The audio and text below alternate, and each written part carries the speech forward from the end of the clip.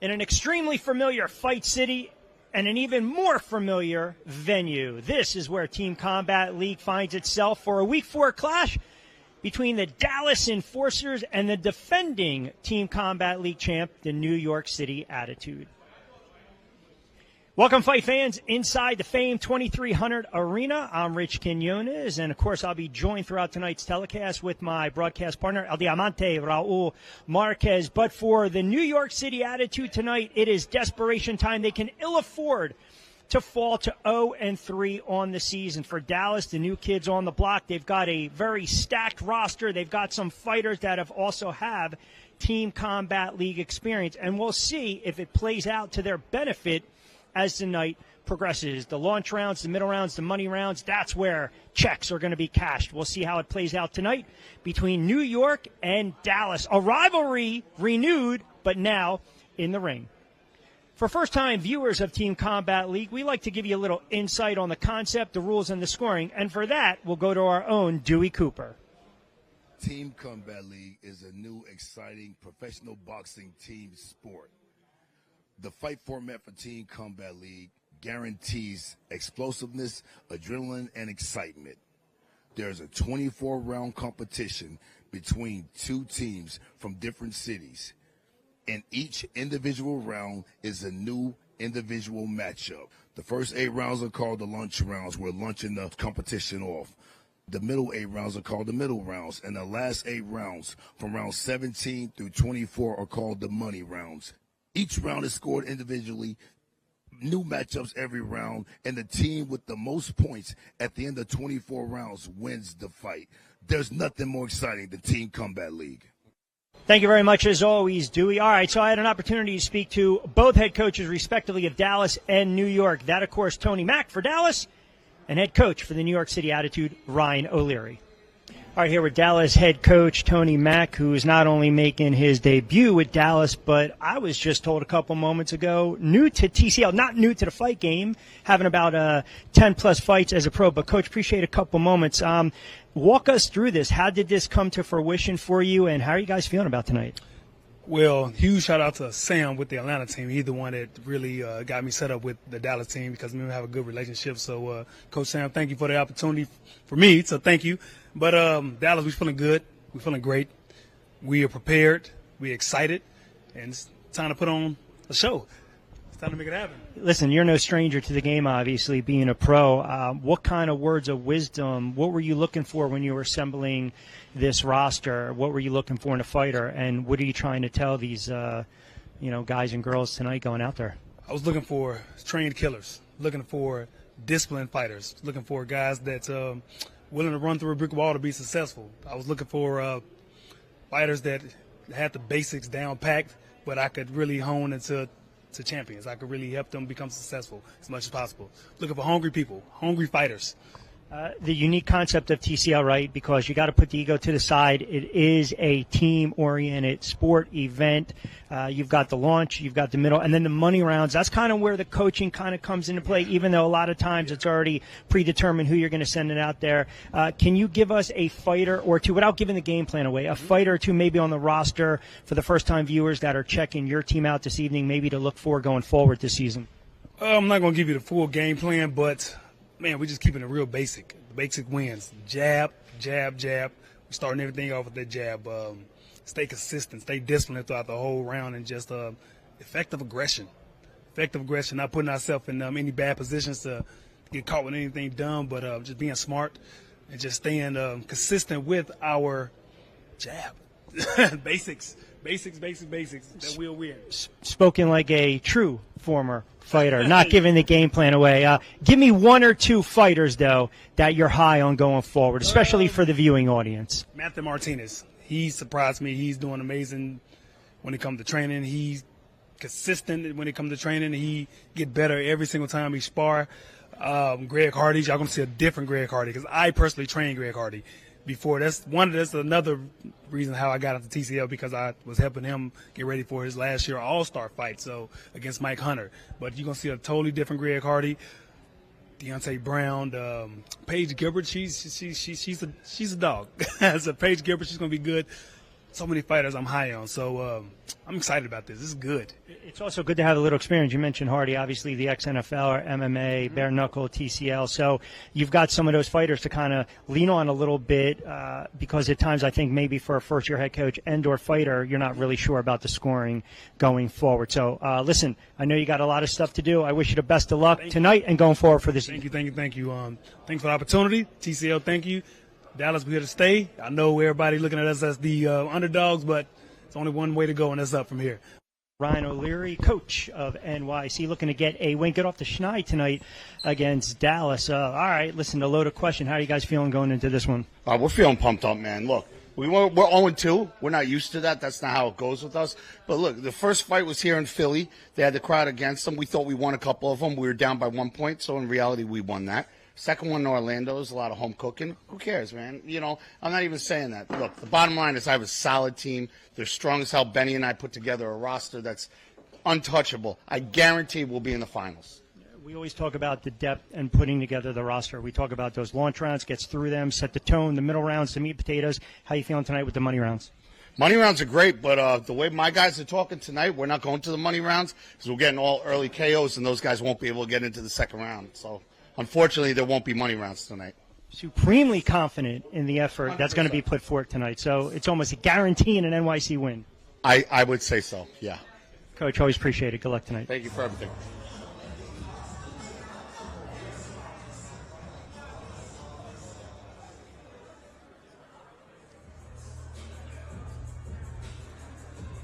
Welcome, fight fans, to the historic 2300 Arena here in South Philadelphia, Pennsylvania, to Season 2 of Team Combat League. These bouts are approved and sanctioned by the Pennsylvania State Athletic Commission, Chairman at ringside, Rudy Battle, Executive Director, Ed Kunkel. Officials for tonight are Judges Bernard Bruni, Anthony Lundy, Mark Werlinski, Paul Wallace, and Nick Cheminetti. Referees controlling the action at the sound of the bell are Eric Daly, Sean Clark, and Charlie Fitch. Our timekeeper for tonight's evening is Alice Grady, and position at ringside is Dr. Tony Al-Amin.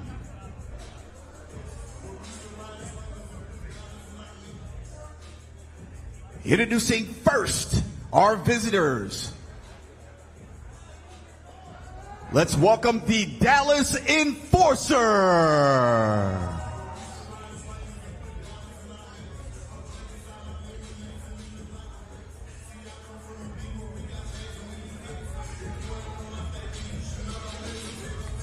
The Dallas Enforcers are coached by Tony Mack.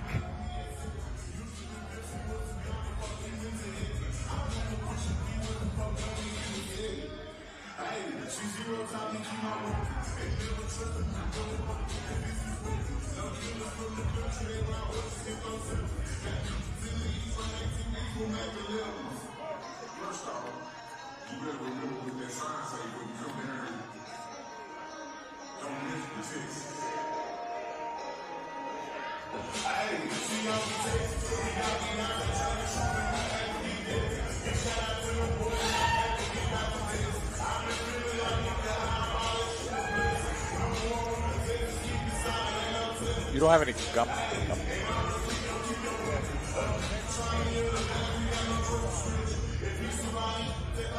Introducing next, it is the home team for tonight's Team Combat League action. Let's welcome the New York City Attitude.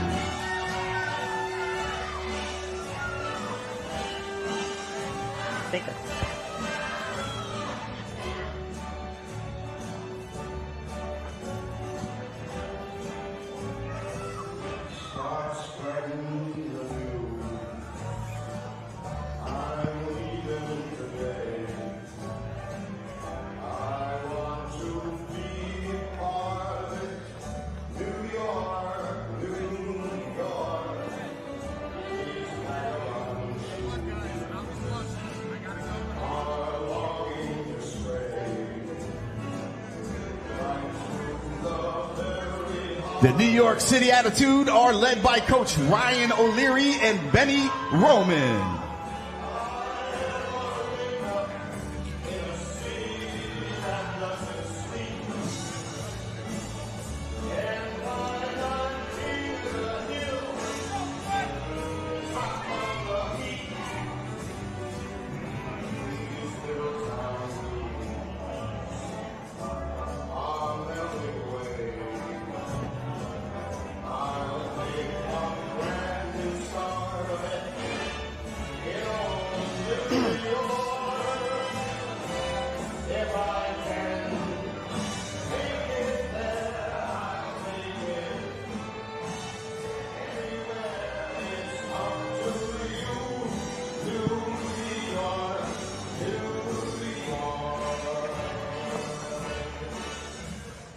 Introducing first, it is the visiting team making their Team Combat League Season 2 debut.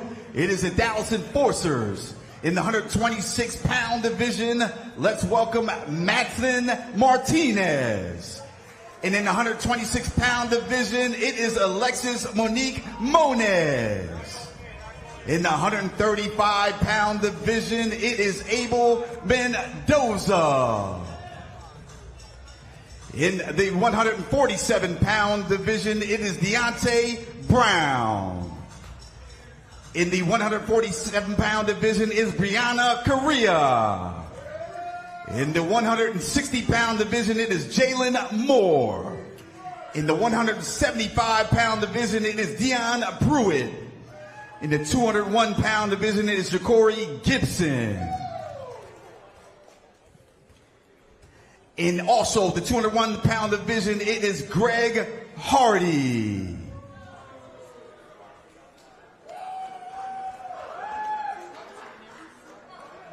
This is your Dallas Enforcers. And introducing next, it is Season 1's defending champion. It is the New York City Attitude. In the 126-pound division, it is Tremaine Williams. Also in the 126-pound division, it is Ronika Jeffrey. In the 126-pound division, in the 135-pound division is Sherbert Rakhmatulev. In the 147-pound division, it is Jan Lozid. In the 147-pound division is Melissa St. Bill. In the 160-pound division, it is Ryan Pino. In the 175-pound division, it is Atif Oberlton. In the 201-pound division, it is Earl Newman. Also, in the 126-pound division, it is Enrique Leon. In the 126-pound division, it is Sarah Flood. In the 135-pound division is Yurik Mamedov. In the 147-pound division, it is Ryan Simbikata. 147-pound division, it is Alicia Napoleon Espinoza. In the 160-pound division, it is Peter Dobson. In the 175-pound division is Trayvon Jones. In the 201-pound division, it is Price Taylor. At this time, please stand and rise for the singing of our national anthem by Nahir Albright.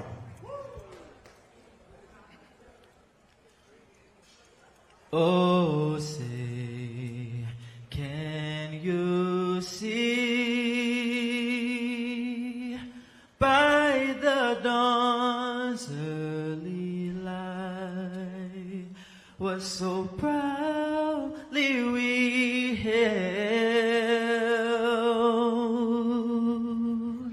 at the twilight's last gleaming, whose broad stripes and bright stars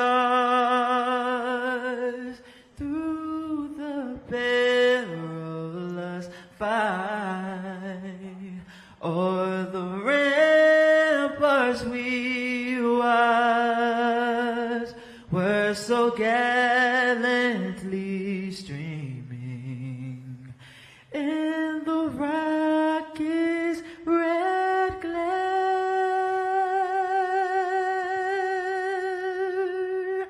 the bombs bursting in air gave through to the night that our flag was still there. Oh, say does that star-spangled banner yet wave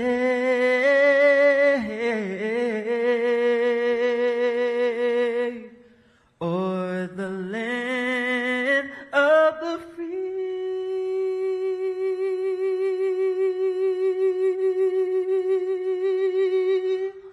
and the home of the brave. Thank you.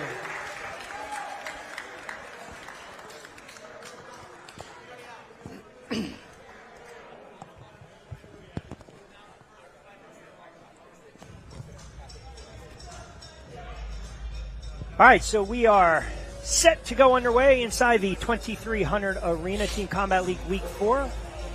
Alongside my broadcast partner, El Diamante, Raul Marquez. I'm Rich Quinones. Raul, Philadelphia.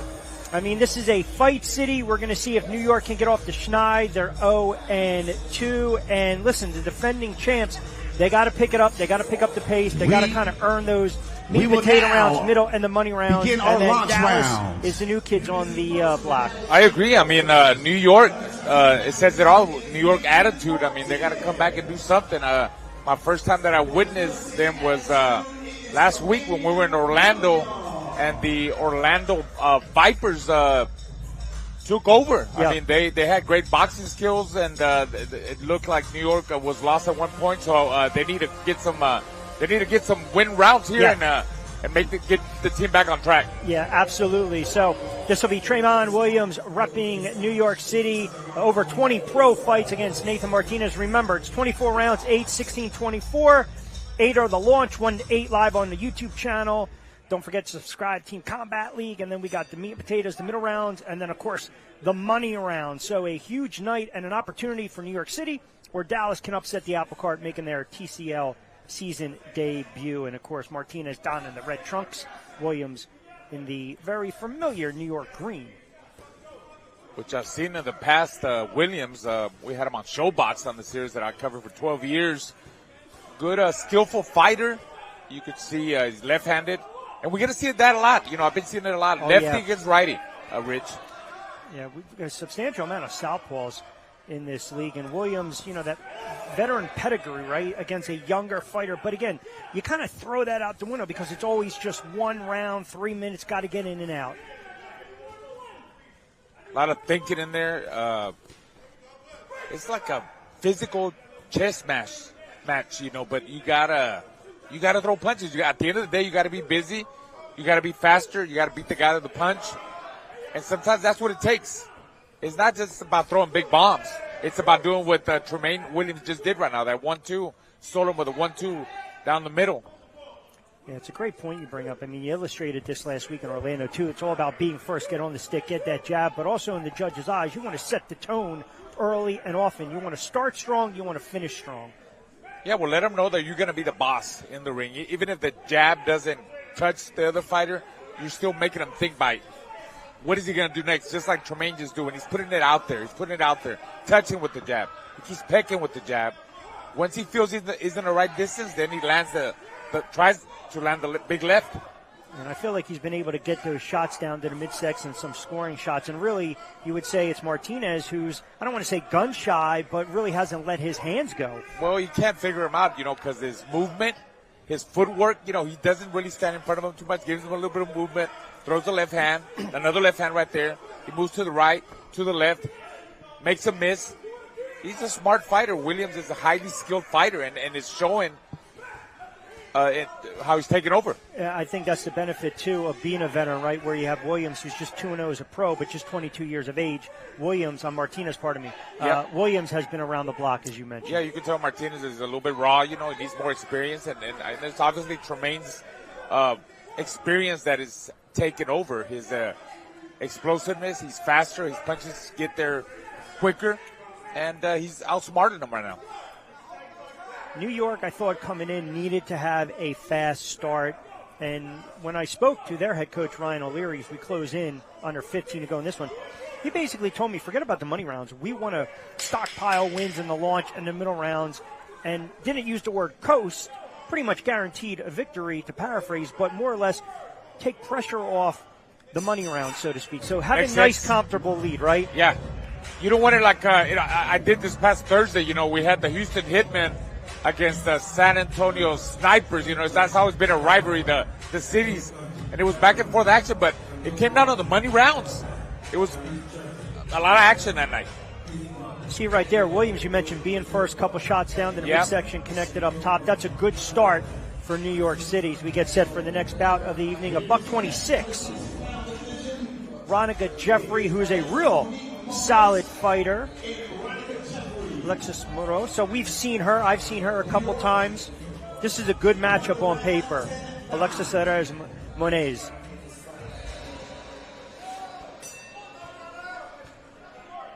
Jeffrey, again, one of those tough New York fighters. Monet's fast starter, see him touching down to the midsection. Jeffrey representing New York City. Both fighters, they're trying to establish their jab, double, triple jab. A lot of jabbing right now at the beginning of the fight, which is very smart. They got the right game plan. They got the right idea. Because, everything comes off the jab. Set up everything with a jab. Nice start to the TCL season for Ronica Jeffrey, 2-1 in 3 bouts. I saw Jeffrey, she switched at one point here, and then it went back to righty. It was a subtle switch to lefty. Nice right hand. Seems like she's got the longer arms. Talking about Jeffrey, she's beating her to the punch. And Moniz is trying to close the distance. She's trying to get closer. But when she gets closer, she's running into Jeffrey's shots because she's got the longer arms. She's being the counterpuncher right now, Jeffrey. 41-year-old out of Brooklyn, 19-fight pro vet. Not a substantial amount of knockout power, just one. She's a grinder. She'll take it at distance. Likes to go downstairs to the body midway through. Monet's and Jeffrey, New York leading 10-9 after 1 round. I'd like to see a little bit more head movement from Monet. She's just walking right into the Jeffrey's shots. Jeffrey, decent counter puncher. You mentioned, too, the switching on and off. I mean, is that commonplace early on, especially in a one-round fight, or is that just to try to disrupt the flow and the tempo? Because these rounds go fast for females. I know, it's kind of fast, but, I mean, hey, look, if you can do it fast, move from right to left, it's going to work.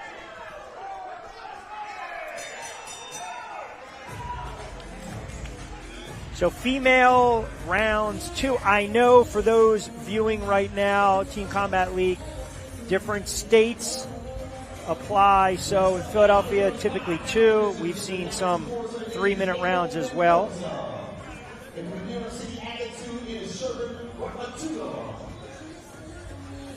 So as we get set for round number 3 of the launch rounds.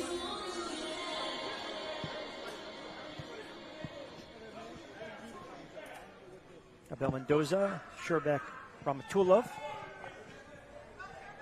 New York won the round 10-9. They now lead 20-18.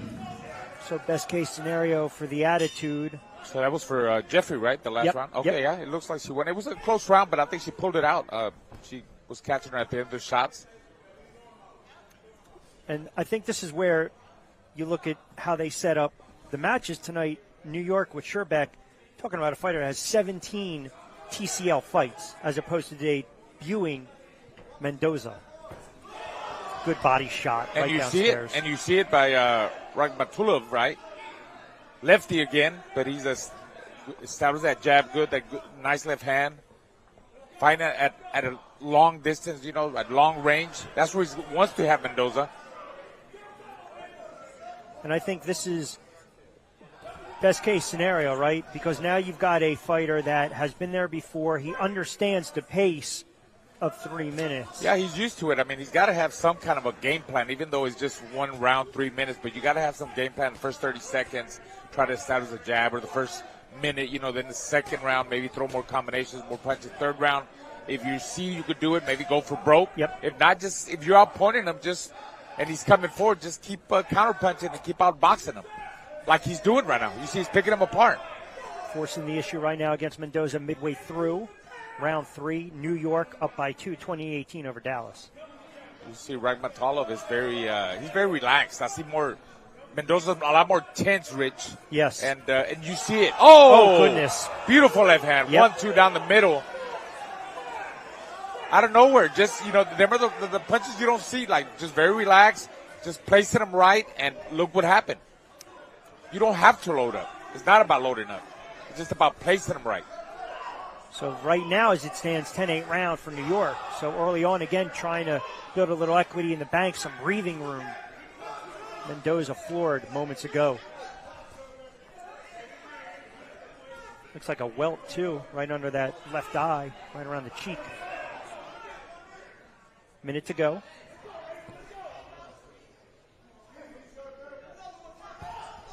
straight left, too, and a cut right over the bridge of the nose. So Mendoza getting the worst of it right now. Oh, another. I think he got hurt again.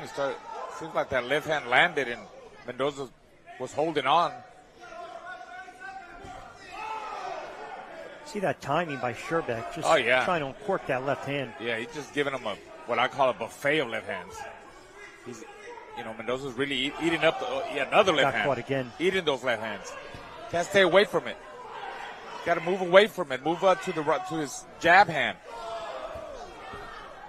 He's running right into Rob Matov's left hand, and that's been the problem the whole round.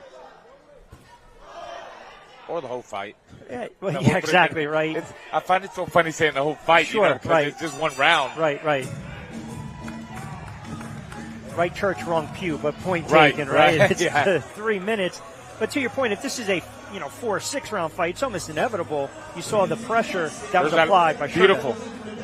Picking them apart, holding in the inside, then the 1-2 down the middle, put him down, another left hand. And that was the story of this round. All left hands, setting him up behind a good jab, and it was an easy win for Team New York attitude. There you go. Best case scenario. But and they're doing what they said. What you said the coach said. Yeah. Not leave it into the middle end or the money rounds. Lozic taking on Brown right now. Again, New York City up by 4, 30-26, round 4 of 24. Picking. I like Brown. He's baiting them in. You can see Lozic, he's aggressive. He's going to come forward. That's just his style. And Brown holds him. That's what you're supposed to do. Offset his rhythm, his pressure. I believe he just was added to the roster. 9-0 is a pro, 29 years of age, out of Poland. You see Brown trying to pick him apart with the jab, trying to use his reach and his height to his advantage. There's no reason for him to fight in the inside. Keep him outside, mid-long range. I'm talking about Brown. Logic's coming forward. He's going for broke. And he's got Brown backpedaling on the bicycle right now, minute in. You have a fighter like that. Well, I'm asking a fighter that was like that. That aggressive come forward style. How do you negate that? You got to keep you fast combinations just like that. And when you see Lozic getting a rhythm, you hold on to him. Let the referee break you apart. You're talking about what Brown has to do, right? Yeah, of course. Yeah. And Lozic, he needs to come in, but a lot of head movement, a lot of feints. Come in with a nice 3, 4, 5 jabs. Don't single punch, put punches together. He's trying. But you know what makes it so hard when it's just one round? So yes. You could tell that he's being pressured to maybe put extra pressure, and sometimes you lunge and you get caught because you're in such a hurry. Because it's only 3 minutes. But isn't this where if you are, say, Brown for this case, and you got Lozic coming right at you, again, just snap that jab. Got caught right there. That's it. He got caught there, yeah. He got caught with a big shot. Minute to go. Keep him at, Brown needs to keep him at mid-long range, just like that. Keep touching with the jab, then land the right hand. Touch with the right, then land. Spin him off just like that. Never stand in front of him. Keep turning him. That was a good body shot by him. A couple lefts, too, just for good measure.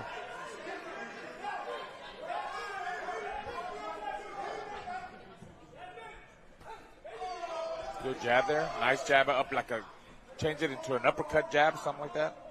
Talking about Brown. Yep. Under 30 seconds to go. I mean, a round like this. It's up for grabs. I mean, Lozic has landed some good body shots too. But then Brown has kept him at distance and threw some combinations too and doing what he's supposed to do. I don't know. I'm not a judge. Not for this one. Thus far, clean sweep. Very good start, but again, this is a long fight. And that's the way you clean it up, close it out. I think New York closed it, man. I don't know. We'll see. I think he won the eyes of the judges towards the end, but we'll see. There he is, going after him. 1-2. Going on top. Oh, nice shot right there by New York Attitude. Going to the body. We'll see. If you ask me, I think he won, but we'll see. We talk a lot about starting fast. Melissa St. Ville from New York. She is a fast starter. She wants to attack the midsection. She'll go up against Rihanna Carrera. This is contested at a $147. We'll get an updated score for you. So Dallas, okay. Stopped the bleeding a little bit. Okay. Got the win, 10-9. So they trail by 3, 39-36. St. Ville. She's a fast starter. She's a veteran too, right? Yes. Yeah. Well traveled. Great staple of female fighters, managed by Brian Cohen. Good left hand. So, St. Ville has a lot of awkwardness to her. She's got that little, herky-jerky style. Yep. Can't confuse a fighter like Carrera. Young girl, 20 years of age, making her debut. Nice. TCL Pro. How about that? The left hand just rocked St. Ville back. This is what you need to do if you're a veteran. Tie up, make it ugly. Tie him up. Carrera, though, caught her with a left hand. A good left hand, solid left hand.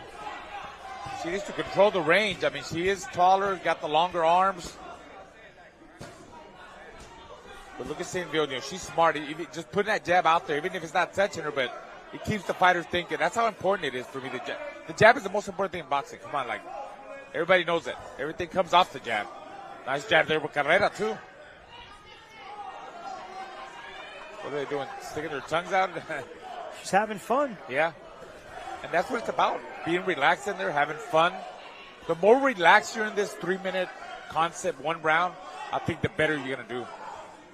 Yeah, that's your combination will flow better. Yes. Because before you know it, you start to get tense and tight. The round's over. You've lost that round. Yeah, you don't want to tighten up, man. And then, your opponent senses when you tie up. Get tight. Both let their hands go under 15 to go. St. Ville willing Carrera to let her hands go. 2 minutes, fast and furious when it comes to females.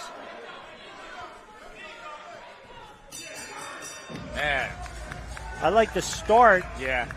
by Dallas in this one. I can see it going to Dallas. But as we Close saw the last round, time, Rich. Yeah, close round, right? Yeah. Anything stand out in the replay? Carrera landed there, but so is St. Ville landed. Both fighters landed there. They're holding on the inside. It was more St. Ville doing the holding because that's what she needed to do. She's the veteran. Offset her rhythm. So we will certainly get an updated score for you. Don't forget, if you are joining us on our YouTube channel, 1-8 launch rounds, and stick with us throughout the evening. Go to teamcombatleague.tv, Brawl Pass, continue the middle and the money rounds between Dallas and New York. So Dallas. Another one for Dallas. Captured the round. 48-46 led by New York City Attitude. So slicing into that deficit, down 2. It'll be Pino and Moore. Sean Clark in charge of the action. Pino representing New York City. Moore repping Dallas, who's down by 2, 48-46. A lot of roughhousing here at the beginning by Moore. Probably the more inexperienced, it seems like it. According, just from what I see. Good right hand. As a fighter, do you feel with a pace like this, sometimes you can gas yourself too early? Oh, absolutely. Especially if you haven't done this before. Look, Pino throwing big bombs, but he's more relaxed. You can tell. Look at the way he's covering up. Nice frame defense. Guard is up. Over the top. Landing some good shots. Keeps landing that right hand. And you could see Moore's a little bit uptight. I see it in his body language. Well, that seemed pretty relaxed right there. See? Finally, that's what he needs to do. Yeah, that's exactly what Moore needs to do. You'd see more of that. But I think Pino at the beginning was taking over. First minute of fight, certainly. Oh, that overhand right keeps catching Moore. Midway through. This is where, though, if you're Ryan Pino, I like to see him sit down on his punches a little more. Control the distance. Good right hand. Another left. Some pretty solid shots there by Pino. Oh, another one. Like you said, he probably is sitting down more in the shots. See, that doesn't go. That you saw more like swinging wild. You're telegraphing those wild shots, and that's why he's missing. Pino sees that. He senses that. Solid jab by Pino. Yeah. And then he comes back with a 3-4 punch combination. Moving his head too, not a stationary target. $1:10 to go between Moore and Pino. New York up by 248-46.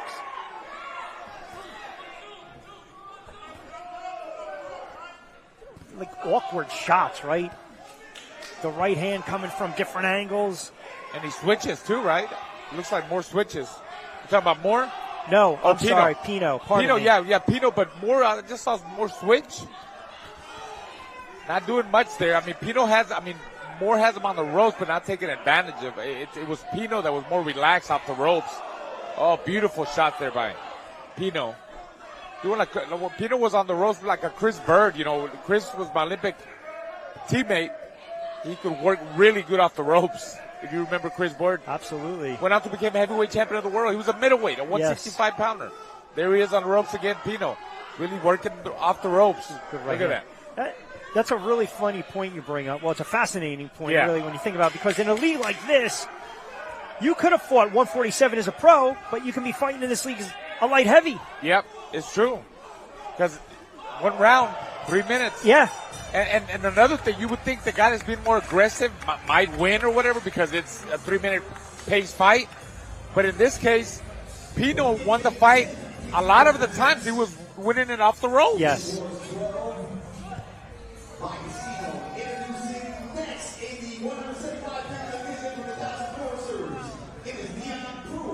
There we see Pino really working the body. Big shots there by Pino over the top too. Fighting off the ropes, like I was saying. Look at that. Punches and bunches. Again off the ropes, landing some solid shots, and I think he won that round. I thought the left hands made the difference. Yeah, for sure. Just really stood out. Yeah, very accurate with his left hands. That's a clean round for New York, 10-9. Latif Overton, Dion Pruitt. Overton. A lot of punching power. Yeah, I remember him from the amateurs too. Oh, yeah. You know, I'm so big on the amateurs. All of my boys went through the amateur program. You know, we used to go to the nationals, especially Giovanni going to the nationals and stuff, who won the national Golden Gloves, my son. And I remember seeing Overton. He's a really good fighter, strong, powerful, lefty, smart, student of the game. Got a little razz, too. Philly guy, but fighting for New York, said the opportunity was there. So, yeah. I mean, you can't fault him for taking it. Familiarity with the coaching staff as well.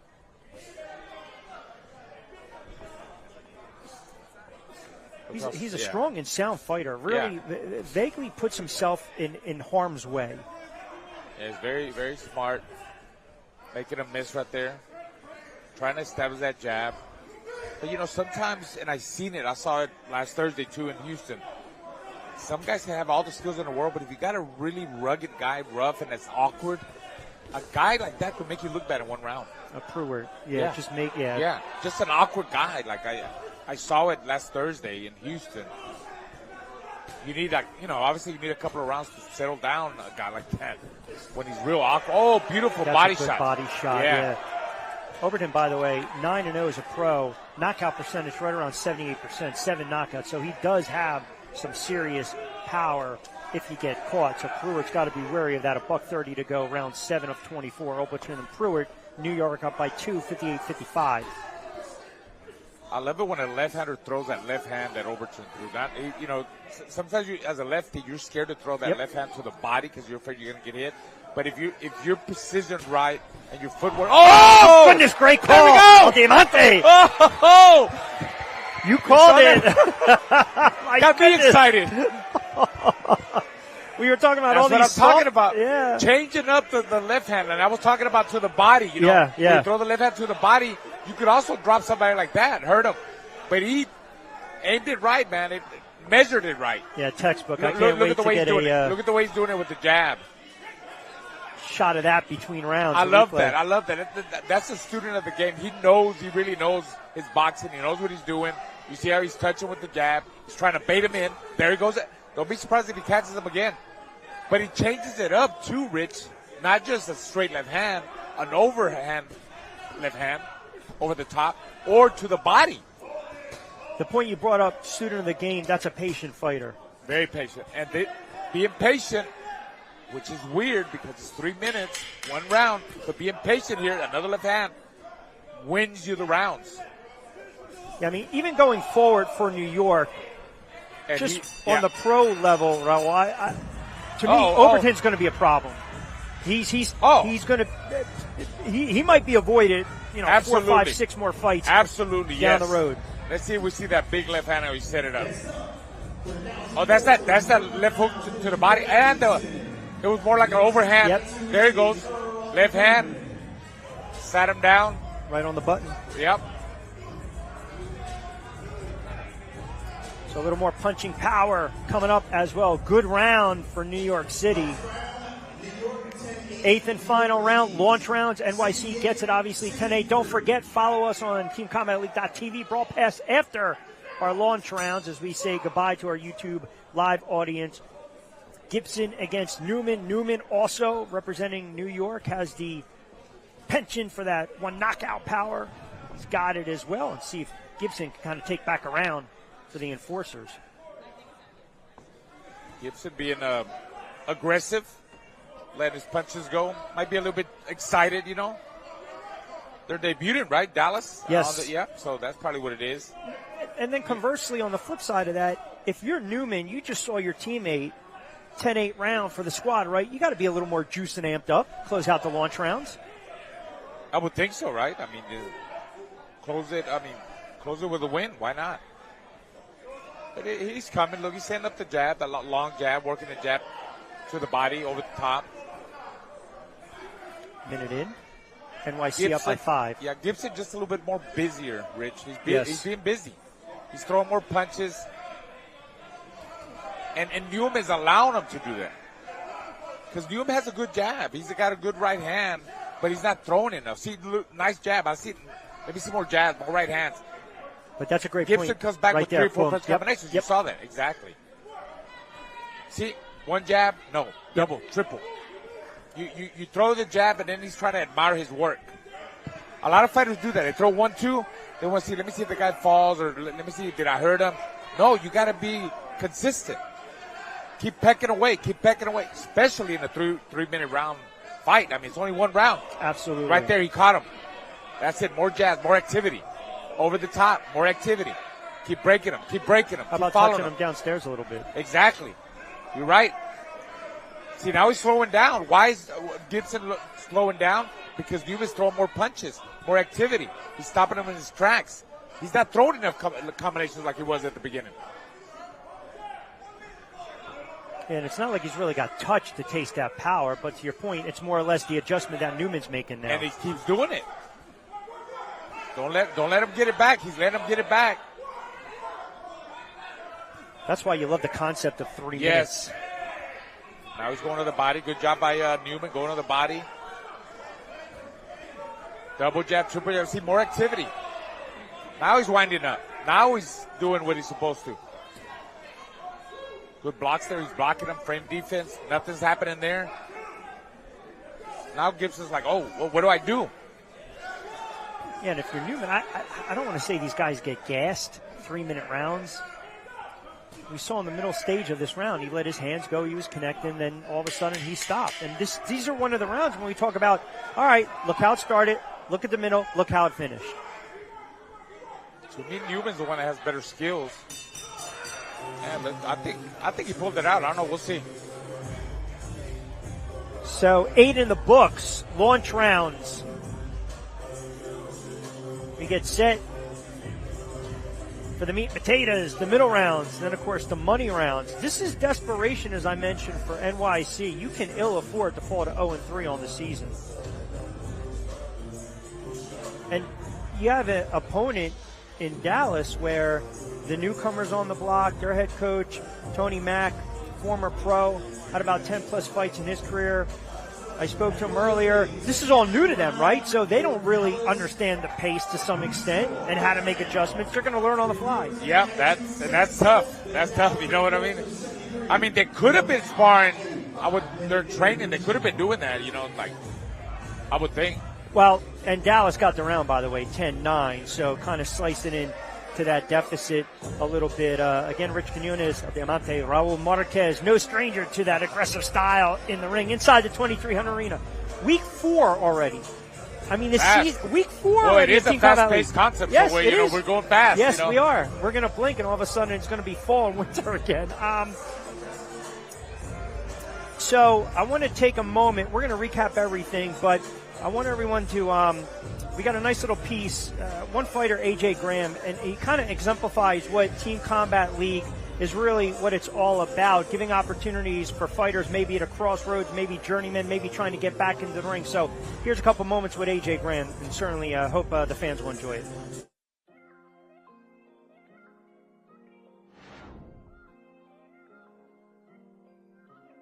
My name is AJ Graham.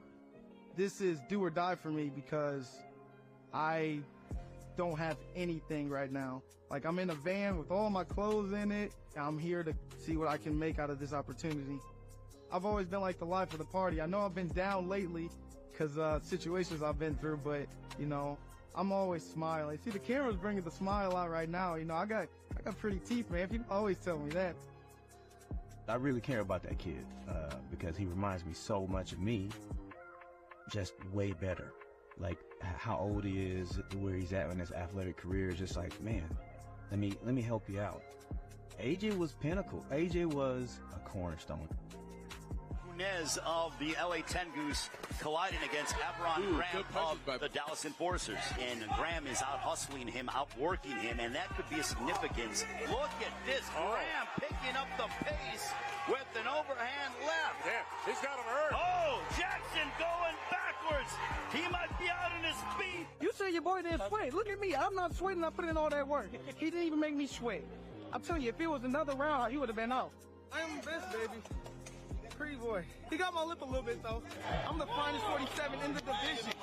In the division, baby. In the division. And I'm the prettiest in the league. If anybody was a team captain at the start, the middle, and the end, it was AJ. His athleticism, his production, his work ethic, all of that said, hey, you have the potential to be that. What's my skin color? Carmelo. My skin color is Carmelo. It's caramel. Your voice cracks. Your voice cracks. This man got the same tattoo on his chest. He wants to beat me so bad. But the one thing I worry about isn't the physical. It isn't how strong, how fast you are. It's your mental.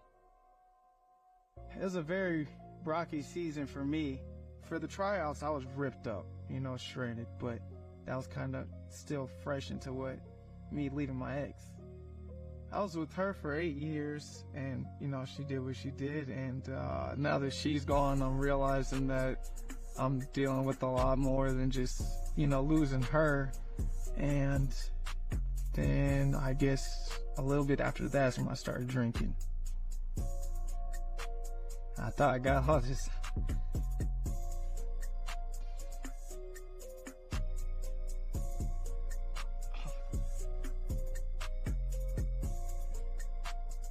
I guess I realized then, dang, I'm dealing with a lot of undealt with trauma from my childhood. I'm really starting to realize these past few months that I'm more so hurt about stuff that I didn't realize I was hurting. I didn't want it to affect anyone else, so I tried to be a positive person. I started hating boxing because it reminded me I just had nothing to fight for. But I definitely wanted my team to win, so I was trying my best for them, but I didn't really want to be in the ring. Now, I'm very, distant from everybody now. I don't talk to anybody. A young kid who has the same drive and goals that I had, he's like, I gotta prove myself to everybody. Hopefully AJ gets that there are people out there that only want the best for him. Yeah, everybody's going through something. And I know that, if I'm going through something, somebody could be going through something worse. I know a lot of other people are hiding it too, so I just want to make them happy, and I always try to make everybody smile.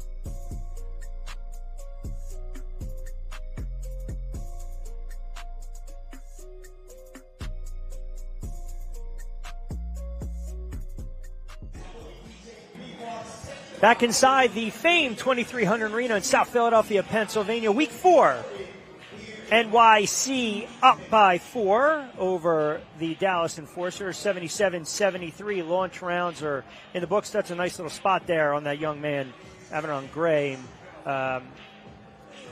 One of those young fighters to watch going forward. I think that's kind of the beauty of what this league offers. You've got some young fighters, you've got crossroad fighters, fighters that are trying to make a name for themselves, fighters that are maybe trying to get back to where they once were. And hey, everybody has a story, yes. And that's what it's about.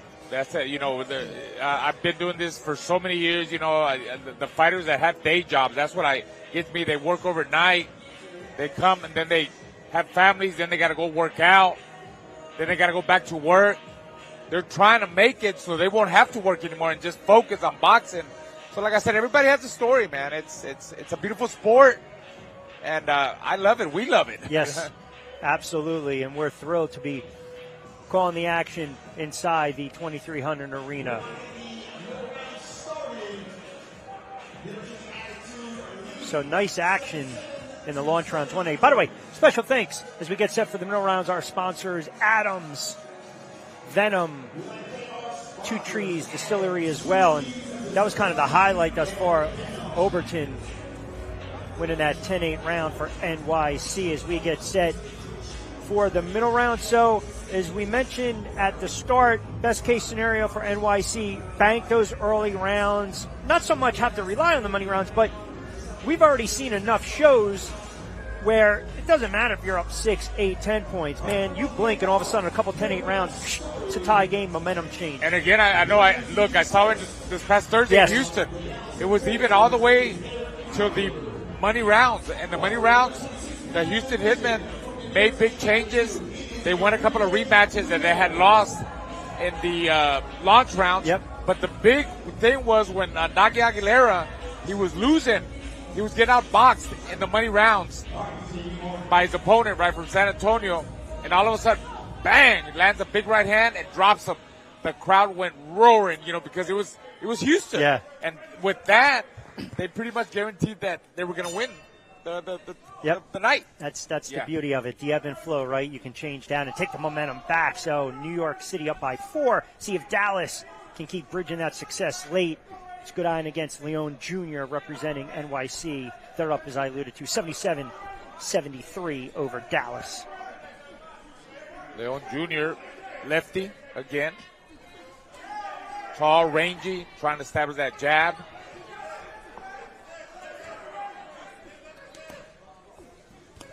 Pawn with the jab to the body, over the top, trying to set up that left hand. Kind of like Overton, that's a smart lefty.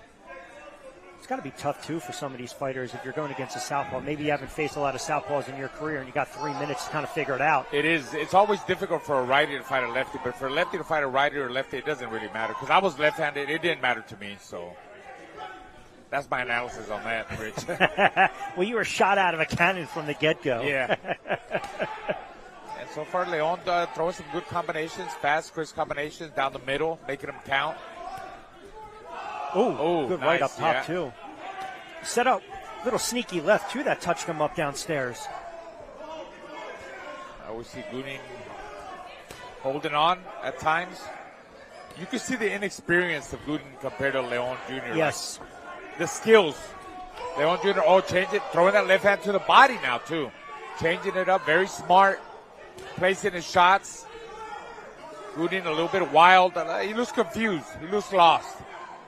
And he tried to come back with a counter just to, I guess, at least let Leon know that he was there, but not Leon, a lot of substance to that combination or his shots. Leon, just a little bit too much for Gooden. Is that the way you say it? Gooding? Goodine. Raymond Goodine. Okay. It's one benefit of this New York squad, veteran squad, that's deep. And they can rely on some of these fighters that have a lot of TCL experience across the board. Was that jab again, double jab by Leon, just controlling the distance, feints. Goodine, lefty too rare. Switching to a left. Did I see him switch right to left? Yeah, right. I think he's just confused. That's what I was going to ask. I think he's confused. I can see that in a 4, 6, 8 round fight, maybe after 3 or 4 rounds, but in 3 minutes you're switching like that right away. That's too much. I think he's confused, that's why. Leon Jr. taunting him, popping that jab in his face. Solid shot, very clear with his punches. Leon Jr. and finished it the round really good. I think clear's the best adjective, right? Just very definitive. Yes. There's no questioning around per se.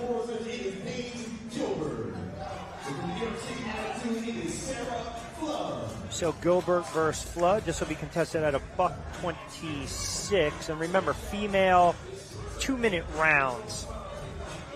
2 minutes to go between these two. Eric Dolly in charge of the action.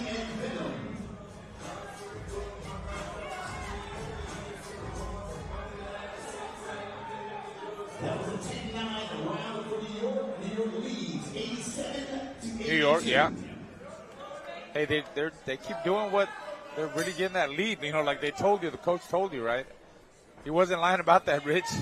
No, I don't get much from the coaches, but maybe I got something from Brian O'Leary.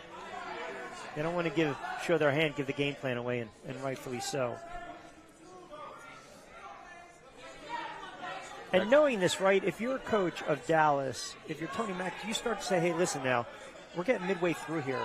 Start to apply a little more pressure, see if we can at least take a round, get some momentum back. But the right pressure, the intelligent pressure. And remember, these guys are kind of, inexperienced. This is his first year, right, with Team Combat. So I'm not sure they got that kind of experience to do that in 3 minutes, 1 round. But I'll tell you what, Gilbert is fighting from Dallas and Force. He's fighting very patient, trying to control that distance. But got to throw a little bit more punches, especially if they're behind. There goes Sarah Flood. And it's crazy to say, Flood has won. This is her second TCL fight. But it almost makes all the difference in the world. It does. And she's winning this round. Tight high guard. By being smarter, making her miss. Gilbert, she's got a good jab. She's trying to control the range, but just not throwing enough punches. She's got to let her right hand go at one point. Look, she's still not letting it go. Throws the jab, a good jab, but not her left hand. Not letting her left hand go. Let high tight guard. One-handed fighter, Rich. Yeah, it's one-dimensional. It's not going to get it done just throwing and pulling with that right hand. At least Flood is she's flooding her with the combinations. Flood is flooding her with combinations. Nice little pun. Play on words right there. 2 minutes, as we mentioned, fast and furious. So it looks like another strong round for NYC. I believe so.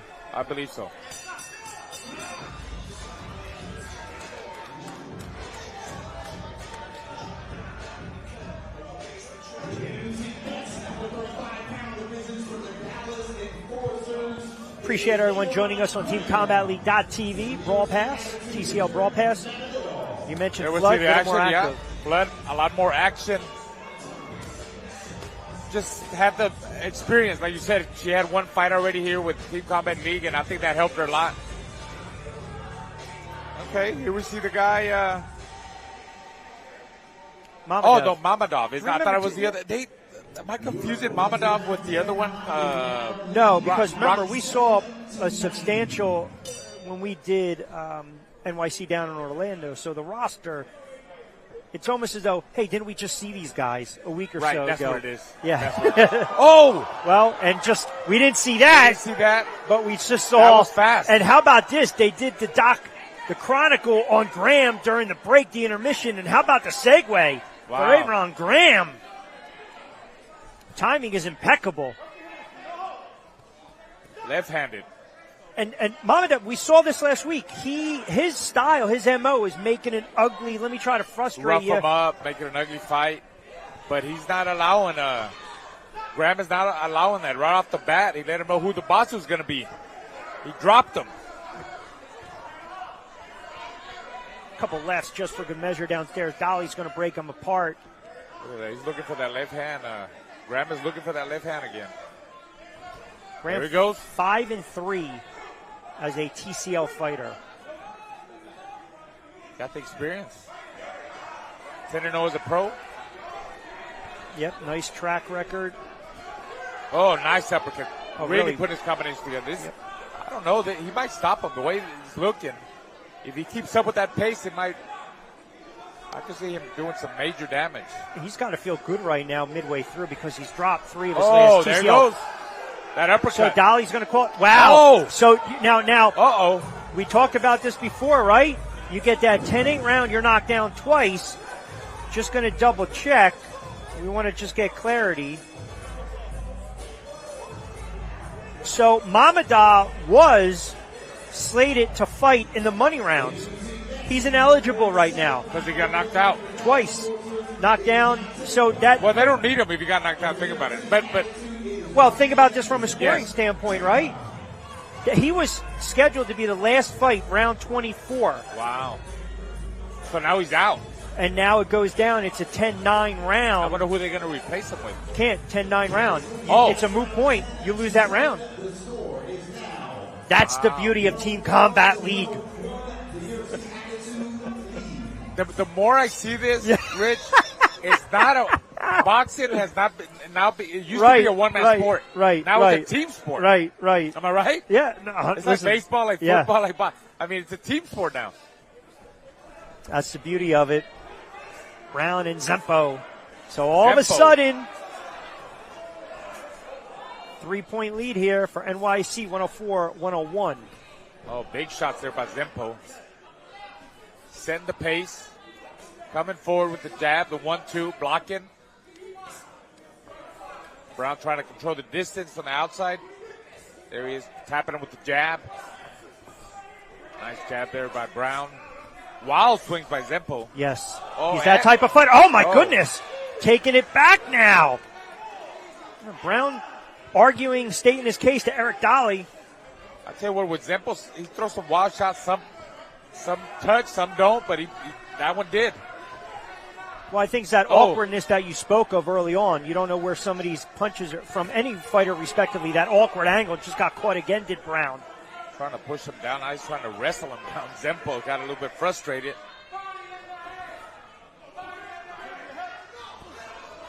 And Eric Dolly will not hesitate to step in and stop a fight. Oh, they're getting wild in there now. Oh, yeah, a little chippy. New York and Dallas. Why not? $1:33 to go. Round 12 of 24. Right hand again. Oh, he just got caught. Oh, another right hand. Oh, he's about to go. Yeah, he is. He's holding on. Brown taking some shots here. Zempo. He's got time. He's got a minute, a little bit more than a minute. Brown is tired now. Look at the way he's holding on, Rich. If I'm Zempo, I touch him up a little bit downstairs. Get him to drop Punches, that guard. yeah. Come right. Left hand. Well, forget about that, Raul. He just caught him with a left hand. But see, with that, after that, you need a flurry. Punches and bunches. Oh, hit him after the. He needs to go throw a big bomb, then punches and bunches. Once he connects with the big bomb, places shots. 3-4 punch combinations and bomb again. Well, that's exactly. He's looking for the knockout right now. Settle down, sit on your punches. Exactly. Is that adrenaline going? You know, I mean, you hit him with one big shot, then you want to knock his head off. And it happens a lot with boxers, especially in the first round. And I can see why he's throwing that right hand because Brown's giving it to him. The way he lunges in, very unorthodox. Laps defensively with the guard under 16 seconds to go. Oh.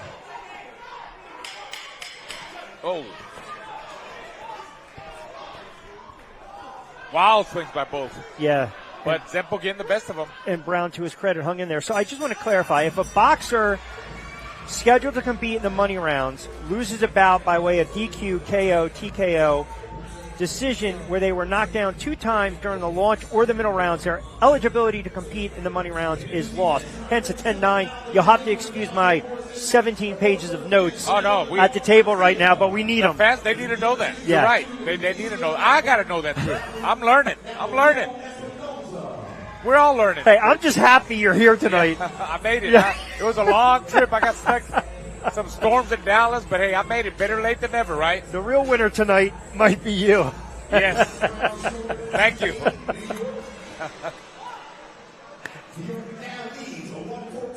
All right, 5-point cushion for NYC. Alicia Napoleon Espinoza against Maria Lyman Garcia. And Napoleon kind of taking that veteran approach.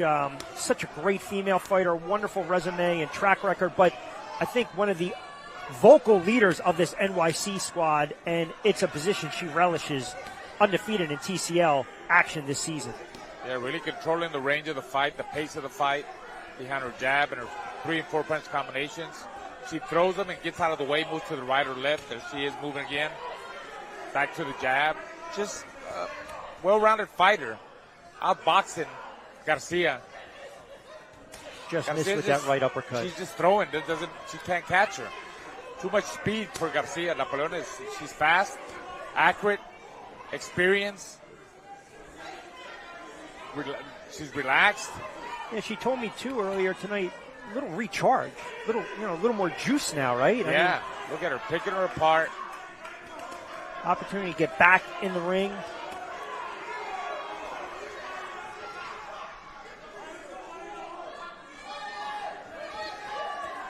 Just placing her shots again. Like, that's all she's doing, Rich. Double working. up. Getting that work in. Up and down, working the body.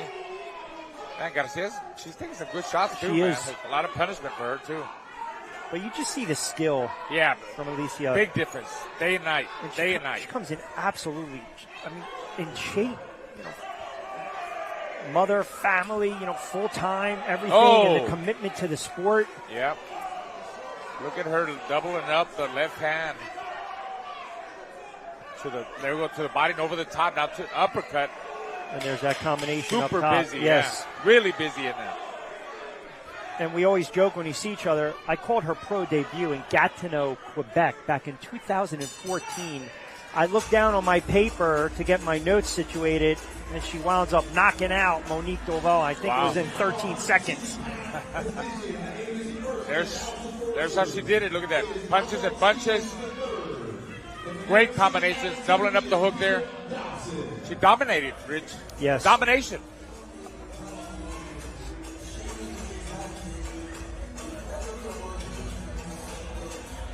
I think Dallas has to just settle in a little bit and try to get a round under their belt.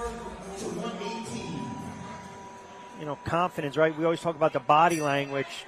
Again, kind of separation time right now. It's Dobson against Adolphe Stevens. Enforcers down 6, 124-118.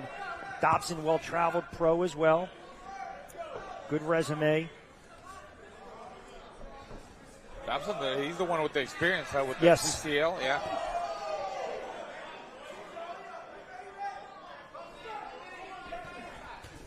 Oh, big bombs by both fighters. 12 TCL fights for the 33-year-old native of the Bronx, Peter Dobson. He's a veteran, definitely a veteran of Team Combat League. And he's showing it. Closing the range. Nice tight defense. Then Stevens swing wild. Look how he covers up. I think there's a little bit more worry in Stevens, a little bit tightening up. And 16-1 as a pro with 9 knockouts is Dobson.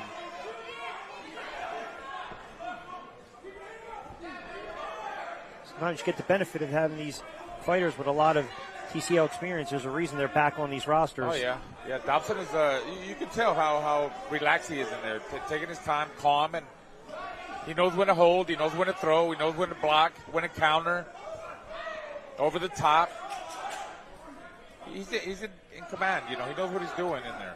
You could tell right away the experience that he has. Yes. With this concept. Because remember, again, it would have been tricky going against a southpaw. Yes. Oh, working the body. Nice body shots there by Dobson. Good body work. Those add up. And then he covers up. Stevens trying to muster a little offense. Just missed with that right uppercut.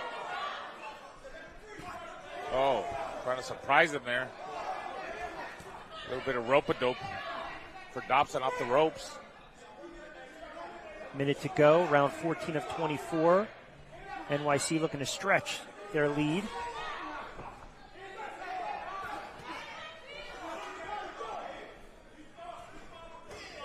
Good combinations there behind the jab and Was able to sneak in a right uppercut, too. Stevens comes back, but too wild. You see how wild he's swinging? He's frustrated. I think Dobson has him frustrated, and that's what he does. You know, his experience makes you get that way. I think that's the rub where, and I'll piggyback the point after this round because I want to get your thoughts on it, and I don't want to rush your thoughts. Under 25 seconds to go. Dobson and Stevens. NYC up 124 over Dallas 118.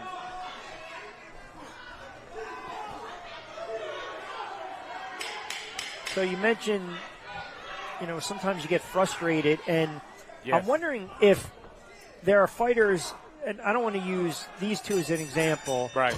But maybe your fighter, you know, 15-0, a little inactivity, and you know your style, the way it's kind of been laid out for you, getting guys out of there. Here you go, boom, boom, boom, and then all of a sudden you got an opportunity for Team Combat League.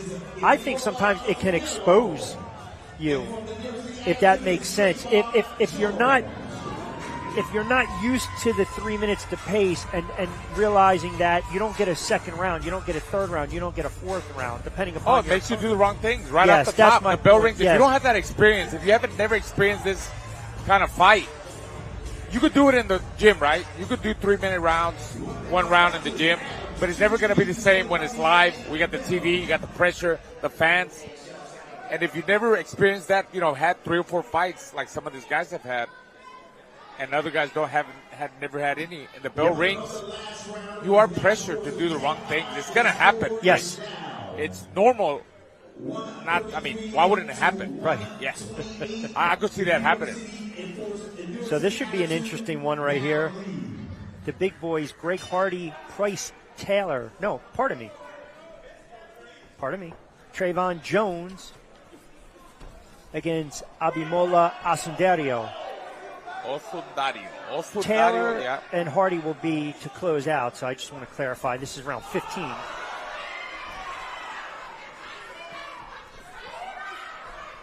Jones swinging for the fences, too.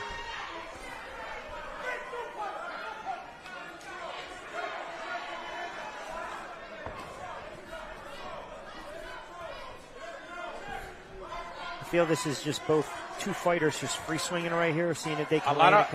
A lot of arm punching. What I see, they're not really technical fighters where they know how to place their shots. It's more like a street fight. I think, you know, that makes sense to you. Yeah, Look, absolutely. There's no technique here. Look at that, trying to choke each other out now.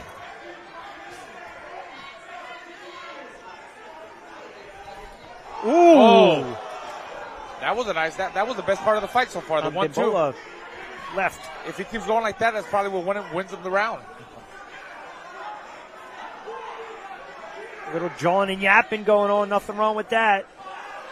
Midway through. Look at that. So that is looking for him. Left hand stance. Trying to watch. He's trying to prepare that left hand now with the jab. A little bit more relaxed now. Both fighters are very awkward. Rich. Yes. Very awkward. Jones doing a good job momentarily walking down Asundario. 123 to go. New York up 133, 128. But this is where cooler heads have to prevail, right? A smarter, sound fighter would just... Don't lose it. Yeah, Don't sit lose back, it. sit down, get the jab going. I tell you what, Asundario's not bad. I mean, they're both strong guys. Sure. You can tell. Strong boys in there, man. But Asundario just relax a little bit, like right there. There you go. What you see? Popping that jab, then land the left hand. Just relax. You don't have to be in such a rush. Plus, Jones is coming right at him. He's going to catch him coming in. The goal is to win the round. There's that jab. Yep. There's that jab again. No reason for that wild mace right there. He's winning the round, I think. Asundario's winning the round. Nice. I like the way he's popping that jab. But that's just enough in the judge's eyes, right? Then yes. I meet you with a right uppercut. Landed a left hand again. Don't force it. Watch the headbutts, too. That's what happens a lot, too, when these guys are too wild, Rich, and they just swinging like a street fight. You gotta watch the headbutts, too, man.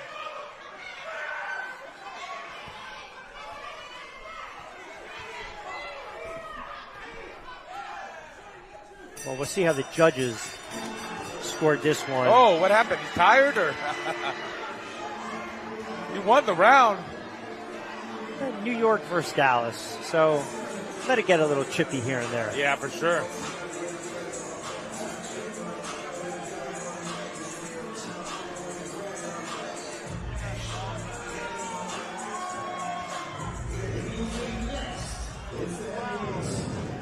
There's that 1-2, that perfect 1-2 that landed by Soldario. If he settles down a little bit, controls that jab, he could be a lot better. It's going to help him. Hopefully this fight will help him. Maybe he'll come out different in the money rounds. That's what you look for, right? Because especially if there's a rematch, you see a familiar face going forward. So now this is round 16. Price Taylor versus Greg Hardy. The score is now 142 New York City Attitude to 138 for Dallas Enforcers. Dallas is getting a little bit closer, huh? 4 points. 4 points. Big boys. What about knockdowns here? You know that. Right? That changes, sure, the whole complexion, right? And Hardy's one of those, well-traveled MMA, bare knuckle, former NFLer, a little more pop to the punch. His head coach was telling me they worked on a couple things prior to the season. Get him to maybe work the. Yeah, he's a big boy, absolutely. But Taylor also possesses that knockout power. Hey, they're heavyweights, man. Anything happens with I don't know if we're going to be able to. What do you think? 10 jabs between them over the course of three minutes. They're really playing that chess match with the jab, trying to establish their power hand, their lead hand. We'll see Gardy trying to land the right hand over the top. And 2 veterans of TCL, by the way. Taylor, 13 TCL fights. Hardy over 6, I believe, and I'll double check. I think 6 or 7. Pardon me, 5 for Greg Hardy, but I also mentioned. Yeah, but I think Taylor's the more skillful. Oh, absolutely. Right? Yeah. Oh, 100%. 100%. You could tell the way he moves and the way he feints and the way he's walking him down, trying to walk him down with the jab block. Yep. He's more relaxed too, Rich. He's Taylor, a lot more relaxed, than Hardy is. 27-year-old out of Brooklyn, 3-0 as a pro.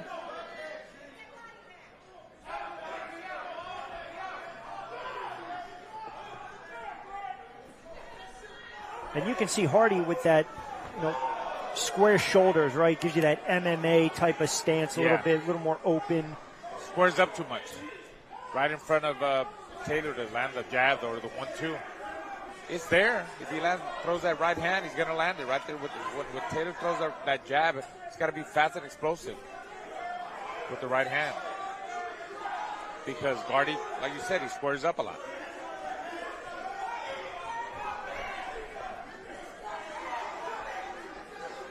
Taylor almost gives the appearance where I'm trying to bait you in, I'm trying to draw you in a little bit.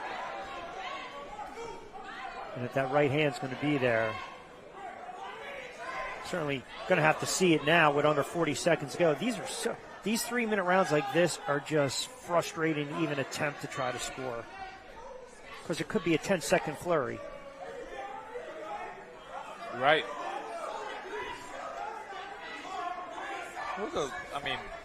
Slow pace, right? They are heavyweight, but I think they were looking for the big bomb. More Taylor trying to outbox him, It seems like Gardy is the bigger dude. Keeps turning him. I don't know. I think Taylor might have picked him apart a little bit.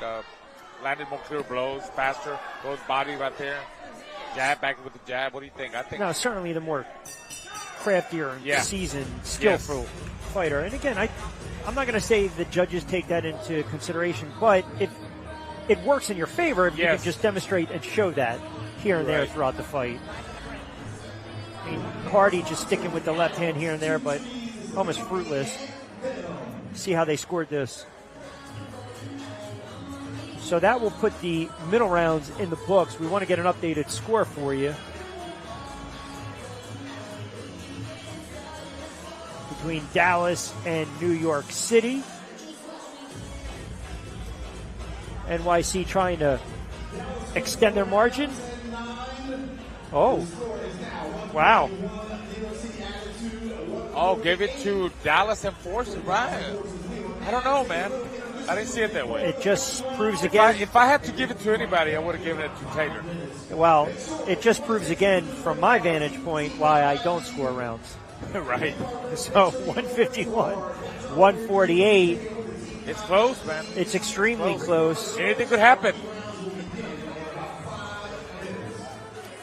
So NYC up by 3 as we get set for the money rounds. Keep it locked into TeamCombatLeague.tv. Brawl Pass. Had an opportunity to catch up with one of the big boys of NYC. That, of course, was Atif Overton. This is what he had to say about tonight's contest. The big boy, Atif Overton. First of all, I know you're fighting twice tonight, but everyone's probably wondering, Philly guy, but you're fighting for New York. Oh, yeah, man. Sometimes, things happen. Coach Benny reached out to me. He was trying to get me on the New York team last year, and I've known him since I was an amateur, since a kid. So, I was like, why not? Good opportunity. You got to feel pretty confident fighting in this venue, 2,300 arena. I'm sure you're going to have a mixed bag of family and friends. But talk a little bit about your teammates in the roster and knowing that you guys are 0-2 and certainly desperate for a win tonight. Oh, man, I think everybody here on this team, knows their capability and what they're capable of. That's the reason they were selected. And I believe, it's early in the season. They'll get it together for sure. Are you putting more pressure on yourself, knowing the type of style that you have in the ring, where if the knockout presents itself, you're going to go for it tonight? If a knockout presents itself, I will go for it. If it doesn't, I will just win.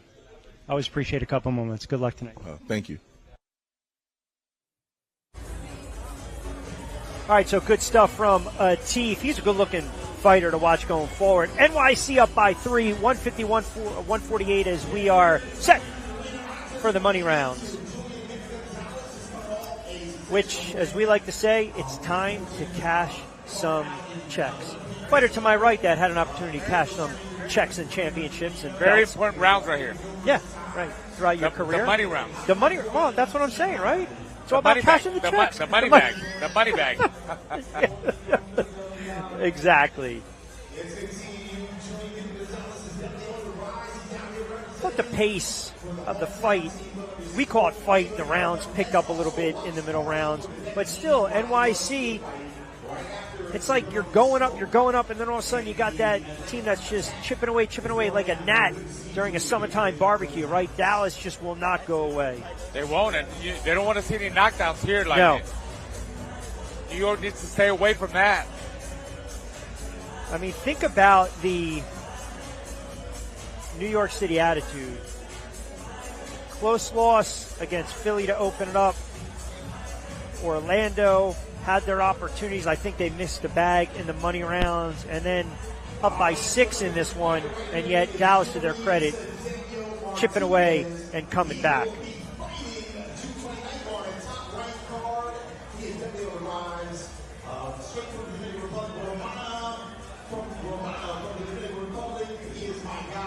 And again, inside the famed 2300 Arena, South Philadelphia, Pennsylvania.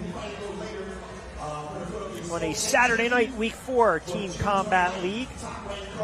Rich Quinones alongside my broadcast partner, the standout Olympian, the former world champ of the Amante, Raul Marquez, who got here on time, and that's all that matters. Well, I got caught in some storms in Dallas, Fort Worth. It's been a long trip, but I'm glad I made it. I'm happy to be here. The more I see this concept, this is my third show, the more I'm liking it. I love it, man. I think it's something good for boxing. It's different. And like I said, we always think boxing it's a one-man sport, yeah. right? But this has all of a sudden become a team sport because when you're in there, you're trying to win the round for your team to get a point. Yeah, and that's where the ego has to kind of take a back seat. Yes. Right? Because it is indeed a team concept. And tonight, NYC leading it by 3 as Dallas is chipping away as we get set for the money rounds. And with that, we'll go back up top to our ring announcer, James Bartley. Good crowd inside the 2300 Arena.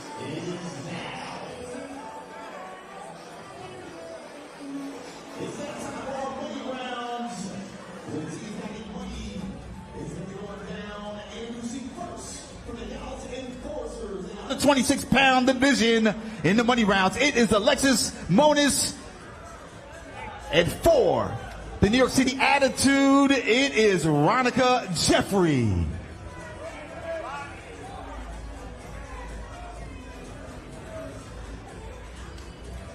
All right, so here we go. Remember now, we dismiss round 24 due to that 2 knockdowns that Mamadov suffered early on against Graham, which was round 11. So that goes in the books for Dallas as a 10-9 round. So we'll go 17-23 with NYC up by 3. Jeffrey and Monet's. And the beauty of this, and I think you can speak to this too, rematches, right? Trying to figure out your opponent. You got 2 minutes in this case for the females, for the males 3 minutes, but it's almost like a pitcher going around that heart of that lineup a couple times during the course of a game and try to figure them out. We'll see how it plays out in this rematch, Monet's and Jeffrey. It's about adapting, and the way you do it is right off the top, especially with 3 minutes, 1 round, establish that good jab. Yeah. Who has the better jab? I believe that it's mental, like if you're getting hit with a good solid jab at the beginning, it's going to offset your rhythm, especially if you're not experienced. You don't know about this or been in the Team Combat League before. So I think it's about just making the right adjustments, and everything's got to be fast, Rich, quick. She came right up with the jab.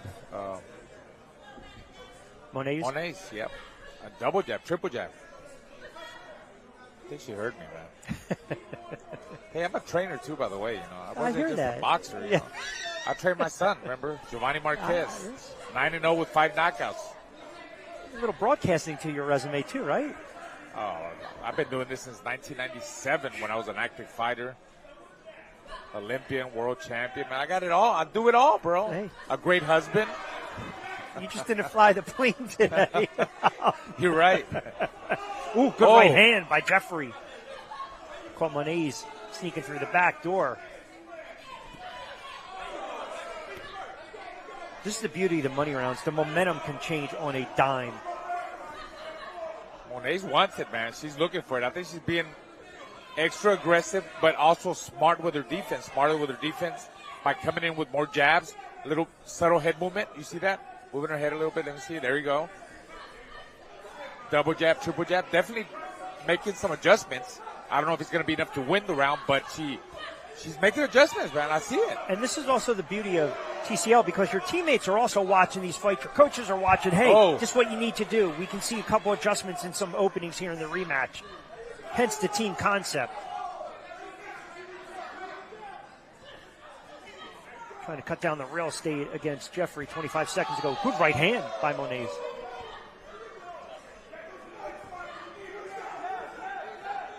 Definitely busier. Monet's is busier, sharper, faster, more explosive. I don't know. What do you think? My track record. You don't want to be a judge, right? No, it's not good. I'm going to go with Monet's, but we'll see. So just to she put definitely made adjustments. Yes. To put the tightly contested, if you will, competitive nature of TCL in perspective, including the fight you called, and I'll wait till you encapsulate the action. She got caught there, but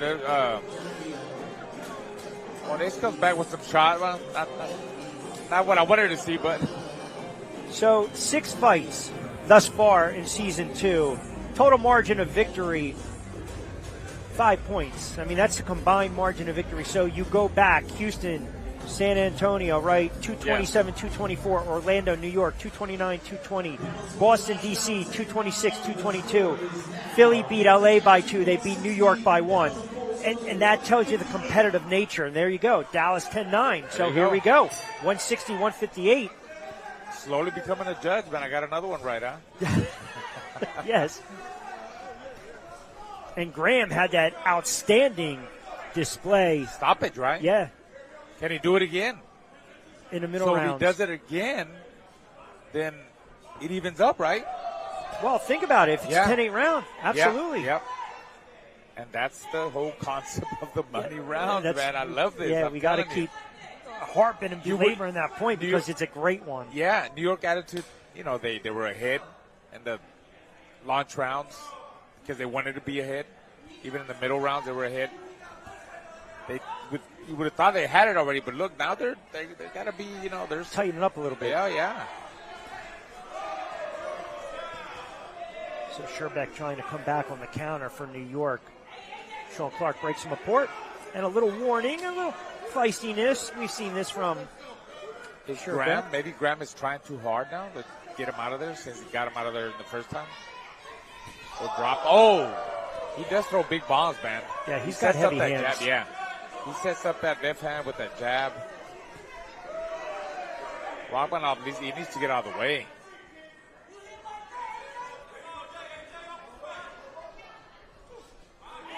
Thought about the left.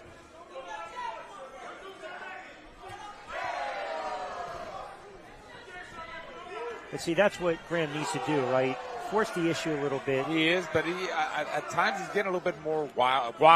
Yes. Like not like the first time. But the first time he was more technical and really, shooting his shots down the middle, more shorter on his shots. At times here, he gets wild.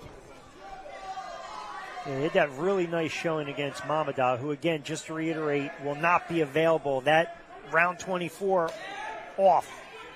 And it goes in favor of Dallas 10-9. And that's because Mendoza was set to fight Mamadou. So it's a moot point right now. Yeah. A lot of infighting, a lot of holding, a lot of roughhousing, a lot of ugliness in there. Both fighters making it look sloppy. Ooh. I thought that left hand was a clean shot, but it did rock back. Sherbeck under 30 seconds to go. See if Clark breaks him apart once again, and he does. They'll meet back in the center of the ring. 25 seconds ago, round 18.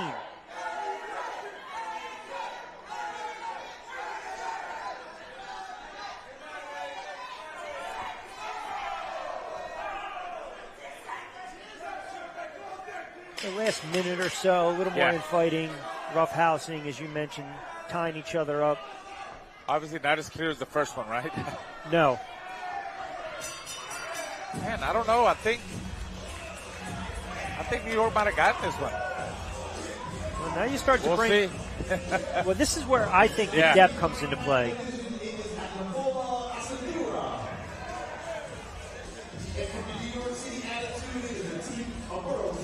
So now you bring back, and I'm wondering too. I think this favors New York, right?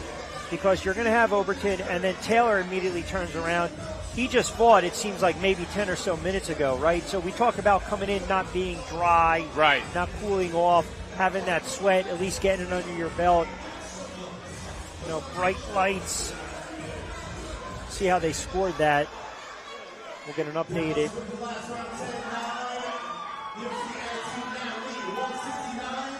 Oh, 10-9, okay. 169, 168. Asundario, a little awkward against Overton. So this is something you illustrated in the launch round. You have a solid, skilled fighter, and Overton maybe against an unorthodox, kind of wild fighter, and you got to figure it out in 3 minutes. But Overton's, I think he's a different level, man. He's very, very skillful. He's a high boxing IQ. Look how relaxed he is in there, taking his time. Just pecking away with his jab. His weight is in the back leg, away from the power hand, or it's harder for Osandario to hit him with the left hand because he's carrying his weight on the right, on the backside, not in the center or backside, not in the front. Nice jab there by Overton, trying to set things up. But Osandario, he's doing good too. He's trying to set up the jab, throwing the jab, and trying to set up that left hand. He's got to be cautious, though, with that guard being down like that. Overton has... Well, he's fast. He'll steal you. He's fast and explosive, just out of nowhere. He knows how to change the speeds of his punches, his combinations. Sometimes he'll tap you with the jab, maybe throw a lazy left hand, and then all of a sudden, slow jab, then boom, fast left hand. He does that. Pecking the body, you saw Overton. He's preparing something. I'm telling you, he's getting something ready. You see what I mean right there? You see with the hard 1-2 there by Overton. To your point, talking about being a seasoned and a crafty fighter, again, you need it right now because it's 169, 168. So you're trying to win the round, but you're also thinking in the back of your mind, hey, team concept again, I don't want to get caught. I want to have a clean round. I don't want to take any unnecessary risks. You're right. Or get dropped by, I don't know. Osario throws some good left hands. You don't want to get clipped and, you go down, and then that's a 10-9 round, right? He's trying to just score the points. Yep. Win the round. 169, 168. So this has kind of been NYC's bugaboo over the first 2 weeks, 3 weeks, if you will. 0-2, the defending champs desperate for a win tonight.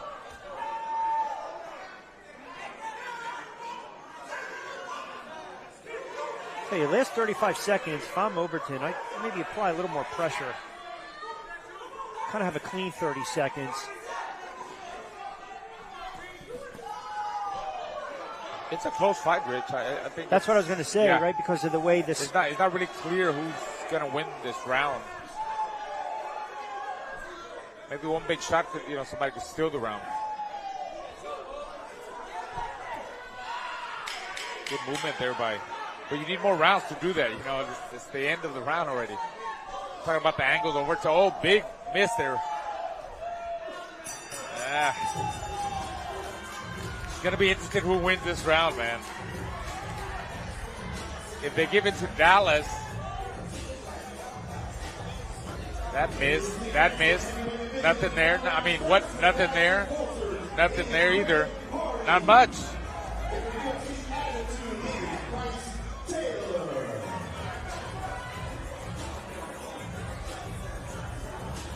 So Taylor and Hardy, and we saw them to close out the middle rounds, round 15.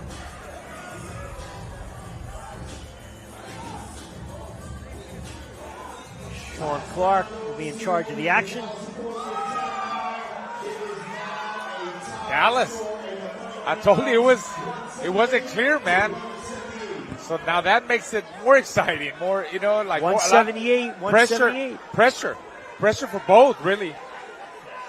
Pressure burst pipes. But see, I think this kind of suits Taylor right here. I think this kid's made for this type of moment. But yes, we'll see how it plays out against Hardy. I agree with you. But like we talked at the beginning, he's the more skillful fighter. He's smarter. When things get a little bit rough and, pressured, I think he'll be able to outclass Hardy. Yeah.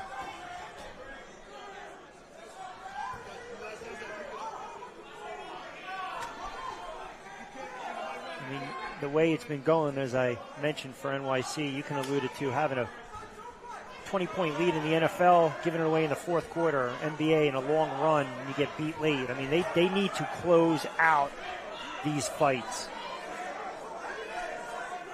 And that's why you send in your closers when it comes to the money rounds. Taylor trying to cut down the real estate against Hardy. Hardy doubled up that jab.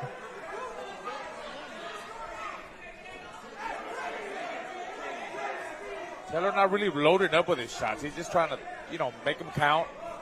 Or maybe he's setting them up for something big, Wasn't a bad combination moments ago by Hardy.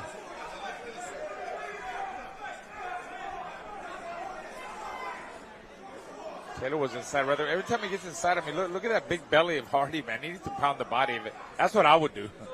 I would pound the body because he's been in there a lot of times, Taylor. He gets in there and doesn't really throw body shots. A lot of head hunting by Taylor, but I think Hardy's winning this round. You know what? Just a little I'm not bit. against it, man. I'm not just picking them apart, throwing more shots, moving around. The shots are cleaner. Yes. Punches and bunches. Taylor's wasting too much time maybe looking for the big shot out of nowhere. I don't know what he's thinking. The busier guy for sure has been Hardy. Under a minute to go. Taylor and Hardy knotted up at $178. Dallas and NYC. Dallas TCL debut. NYC the defending champs coming in 0-2.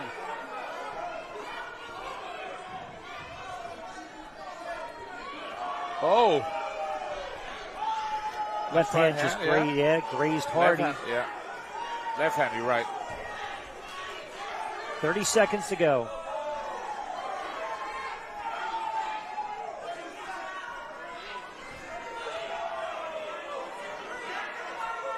Maybe it was a little bit more of a faster pace than the first fight, right?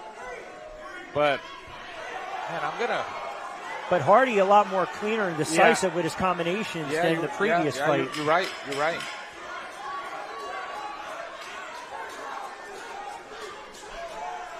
And maybe people watching right now on TCL Brawl Pass will sit there and say, well, he's really not doing anything. Yeah, but in a fight like this, a couple combinations here and there, you've fought hundreds of fights, you know it, right? Yep. Just a little bit And to that's what it distinguish takes. yourself. Still the round. Still the round. You think maybe he did it with that? Look at that. That could have stole the round. And again, a little bit of body shots. I mean, very possible. You're right, Rich.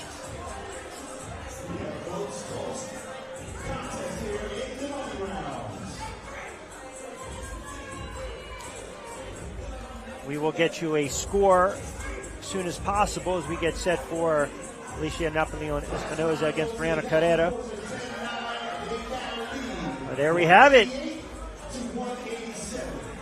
So Dallas chipped away, and now they lead it 188 to 187. And Carrera and Napoleon Espinoza letting their hands fly early on in this one. Eric Dolly breaks them apart. Remember now, 2 minutes.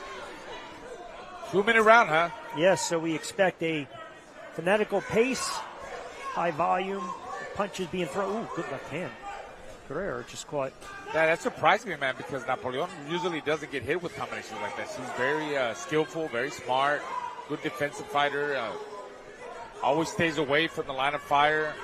Maybe a little bit of pressure trying to win the round or score a knockdown. Possibly because, I mean, she did not. Napoleon did dominate Carrera on the first. So maybe she's like, you know what, now I'm going to go for the knockout. Maybe go for a 10-9, 10-8 round and put him up ahead. Maybe that's her mentality. Yeah, that fight. I don't know. She's getting hit with some shots that she wasn't getting hit with in the first fight. Yeah, in the middle fight, Garcia, to your point, took a lot of shots. I don't think she put up a lot of resistance. Carrera, I think, is a different animal than Garcia was in the middle rounds in that first fight against Napoleon. But your point is a dead-on point, and it's an astute one. I mean, she's a sound, smart fighter, but again, you got to look at the scoring here. It's 180, 187. I think it's a little bit of that, man. Her attitude is New York attitude. Right, exactly. Let me show who is. Oh, you're running out of real estate. Yeah. You got a couple fights left after this one. If you're NYC. Look, she's fighting a different fight. Rich, she really is, man, because she's more of a boxer, puncher, move around. She's a brawler right now. And she's brawling right now. She's going for it. She's going for everything. Look at her body shots, roughing her up, pushing her. That's not the Napoleon that I've seen in the past. But got a bloody nose, too. Hey, that's why I always enjoy calling her fights. I thought she won the round, but Carrera gave her a better fight than the first fight. I believe right? so. Yeah. There's some flurries there by Napoleon. A lot of roughhousing there, but it was definitely a different type of round from the first round.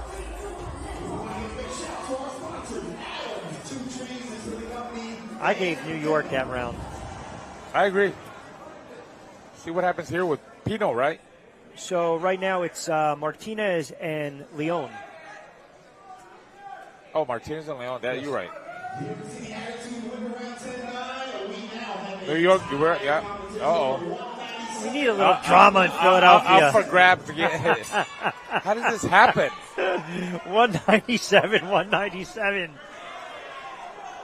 Leon Jr., there you see him establishing that jab like he did in the first fight. He knows how to use that jab. It doesn't stay in front. You know, he moves. He always circles around. Look. You know, see? Throws the jab, circles around, gets away from the left hand, the line of fire for the left hand. You stand in front of him, he's going to get pegged with the left hand like he did there. You got to keep turning him. Oh, nice jab there by Leon Jr. But Martinez is bringing it, man. He's coming. Knotted up, $197 apiece. 2 fights to settle it. Nice little sneaky left by Leon.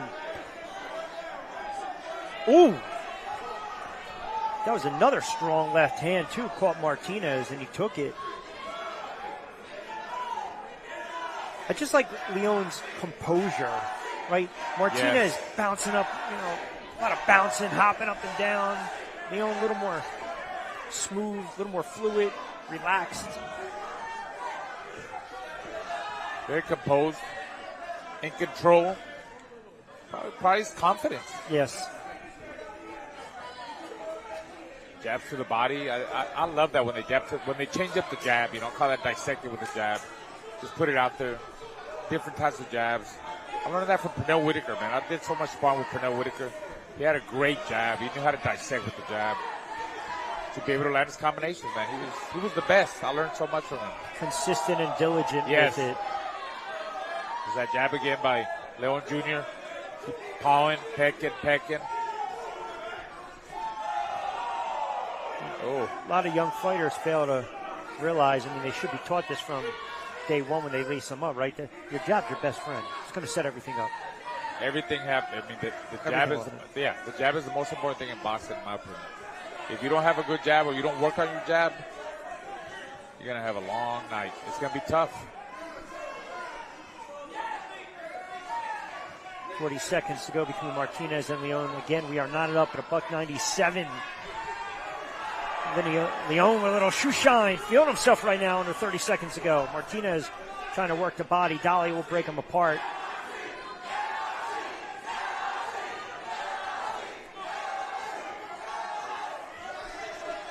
Got a good crowd cheering on NYC, huh? We're not far away from New York. Nope. Right up 95, about an hour away. And we're far away from Dallas. Yes, we are. I was stuck there for a long time today at the airport.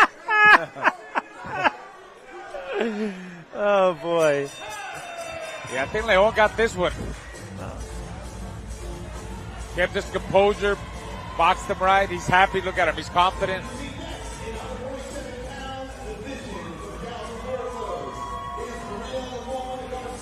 That's where he did it, making a miss. He made Martinez miss there. Comes back with a right hook, left hand. Using his combinations. Yeah, he should have won that round, man. I'm sure he did win that round. So you wanted some high drama? Here we go. This is it. Garcia and St. Ville.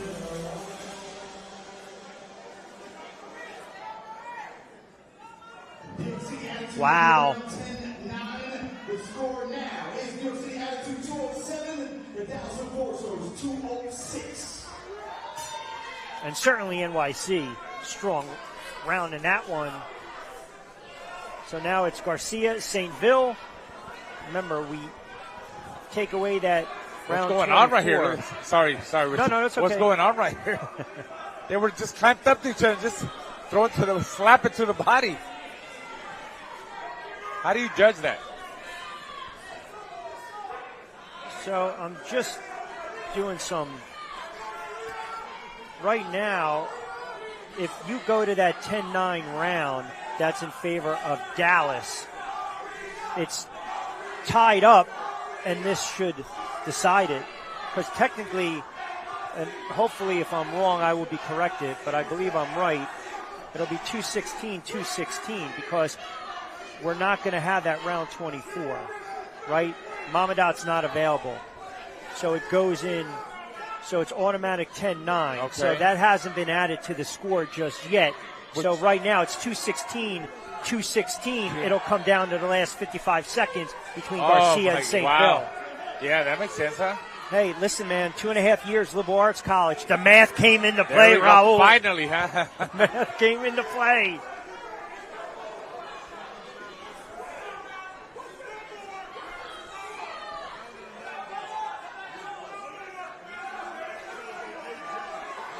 $30 seconds to go.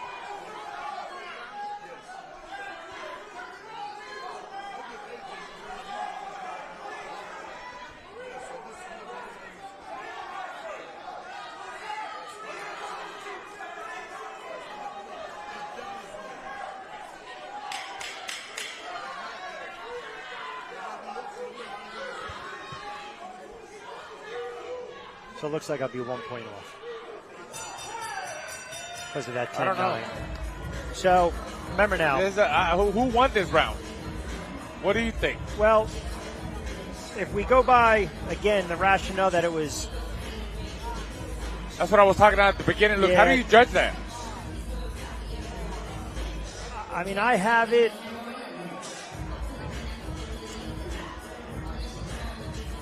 New York attitude. Yeah,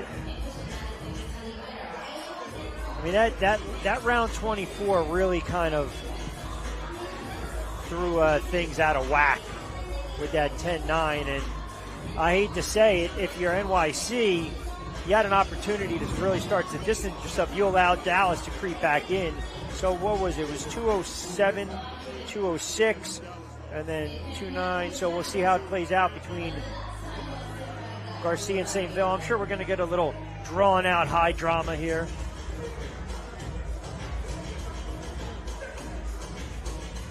Man, NYC will be kicking themselves if they lose this one.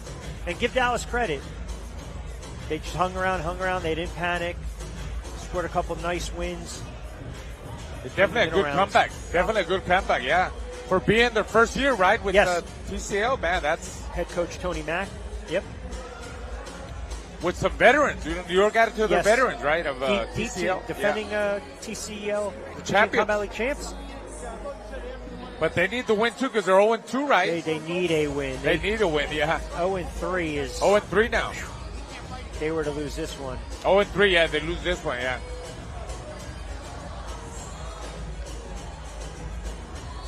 It's like starting off September and October in the NFL 1-5, and you got to climb out of that deep hole.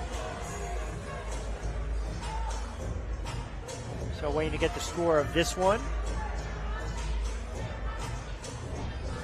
As James Bartley, our ring announcer, will have the decision, the tally in hand.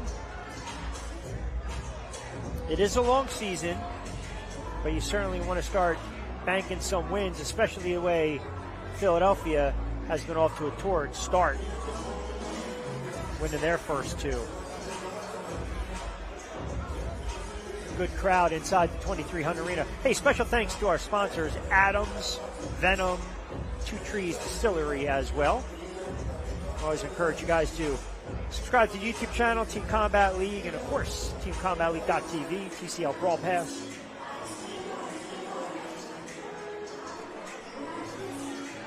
Still waiting to see how this one unfolds.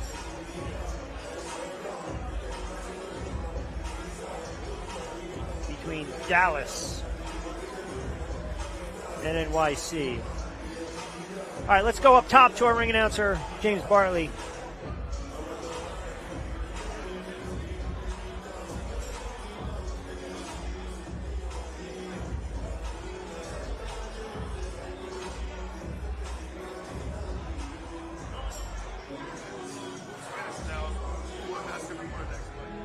All right, fight fans, we have an announcement.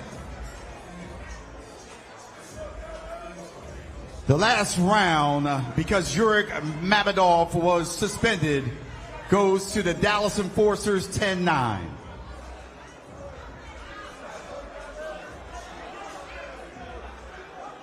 The winners of this contest, Team Combat League Season 2, tonight, with a total score of 226 to 225, the winners of this contest are the New York City Attitude. They needed that. They needed that, Rich, like we talked about it. 226, 225. I think it's more of a sigh of relief. Props for putting on one heck of a show. Because they needed a win, and they were up ahead early on, thinking they probably comfortably going to win. Goes to and obviously, it was close all the way to the end. So James will get Fighters of the Night. The second star of the night goes to Alicia Napoleon Espinoza.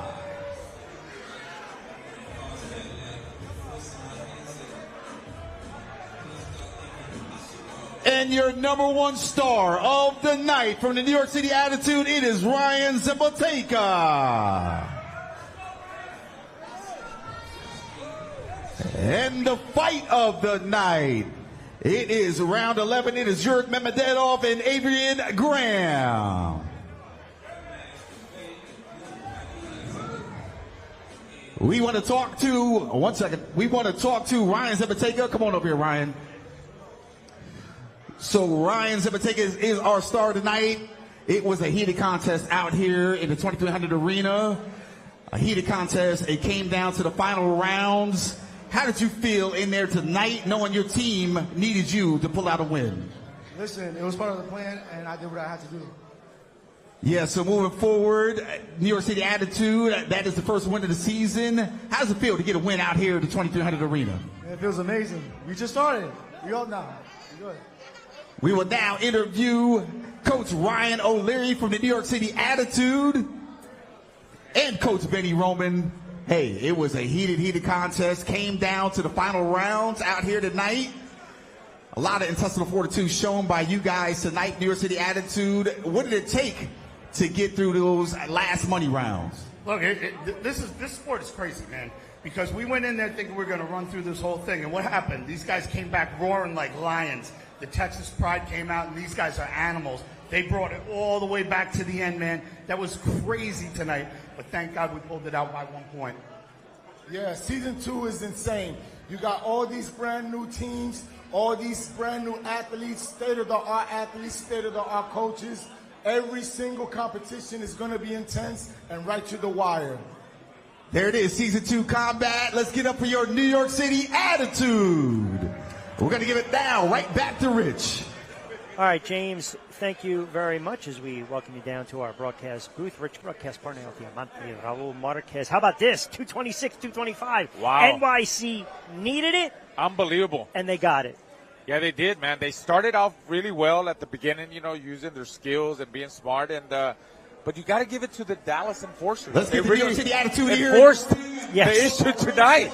I mean, they made it close, and I got to give it to them. Not just because I'm from Texas and because I was stuck in Dallas for a couple of hours there today, but because it's their first year, right? Yes. With the Combat League, but it was a good win for New York, and they needed that win, like you said, because they're last year's champions. Good for them. That's right, and they fought like a desperate and a wounded animal and a champ, but a good showing for Dallas and their first-year head coach, Tony Mack. But ultimately, NYC does not fall to 0-3. They win it 226-225 over the Dallas Enforcers. For our ring announcer, James Bartley, my broadcast partner, El Diamante, Raul Marquez, and our entire TCL crew this evening, I'm Rich Quinones. We hope you enjoyed tonight's telecast inside the 2300 Arena, and as always, we'll talk to you next time ringside.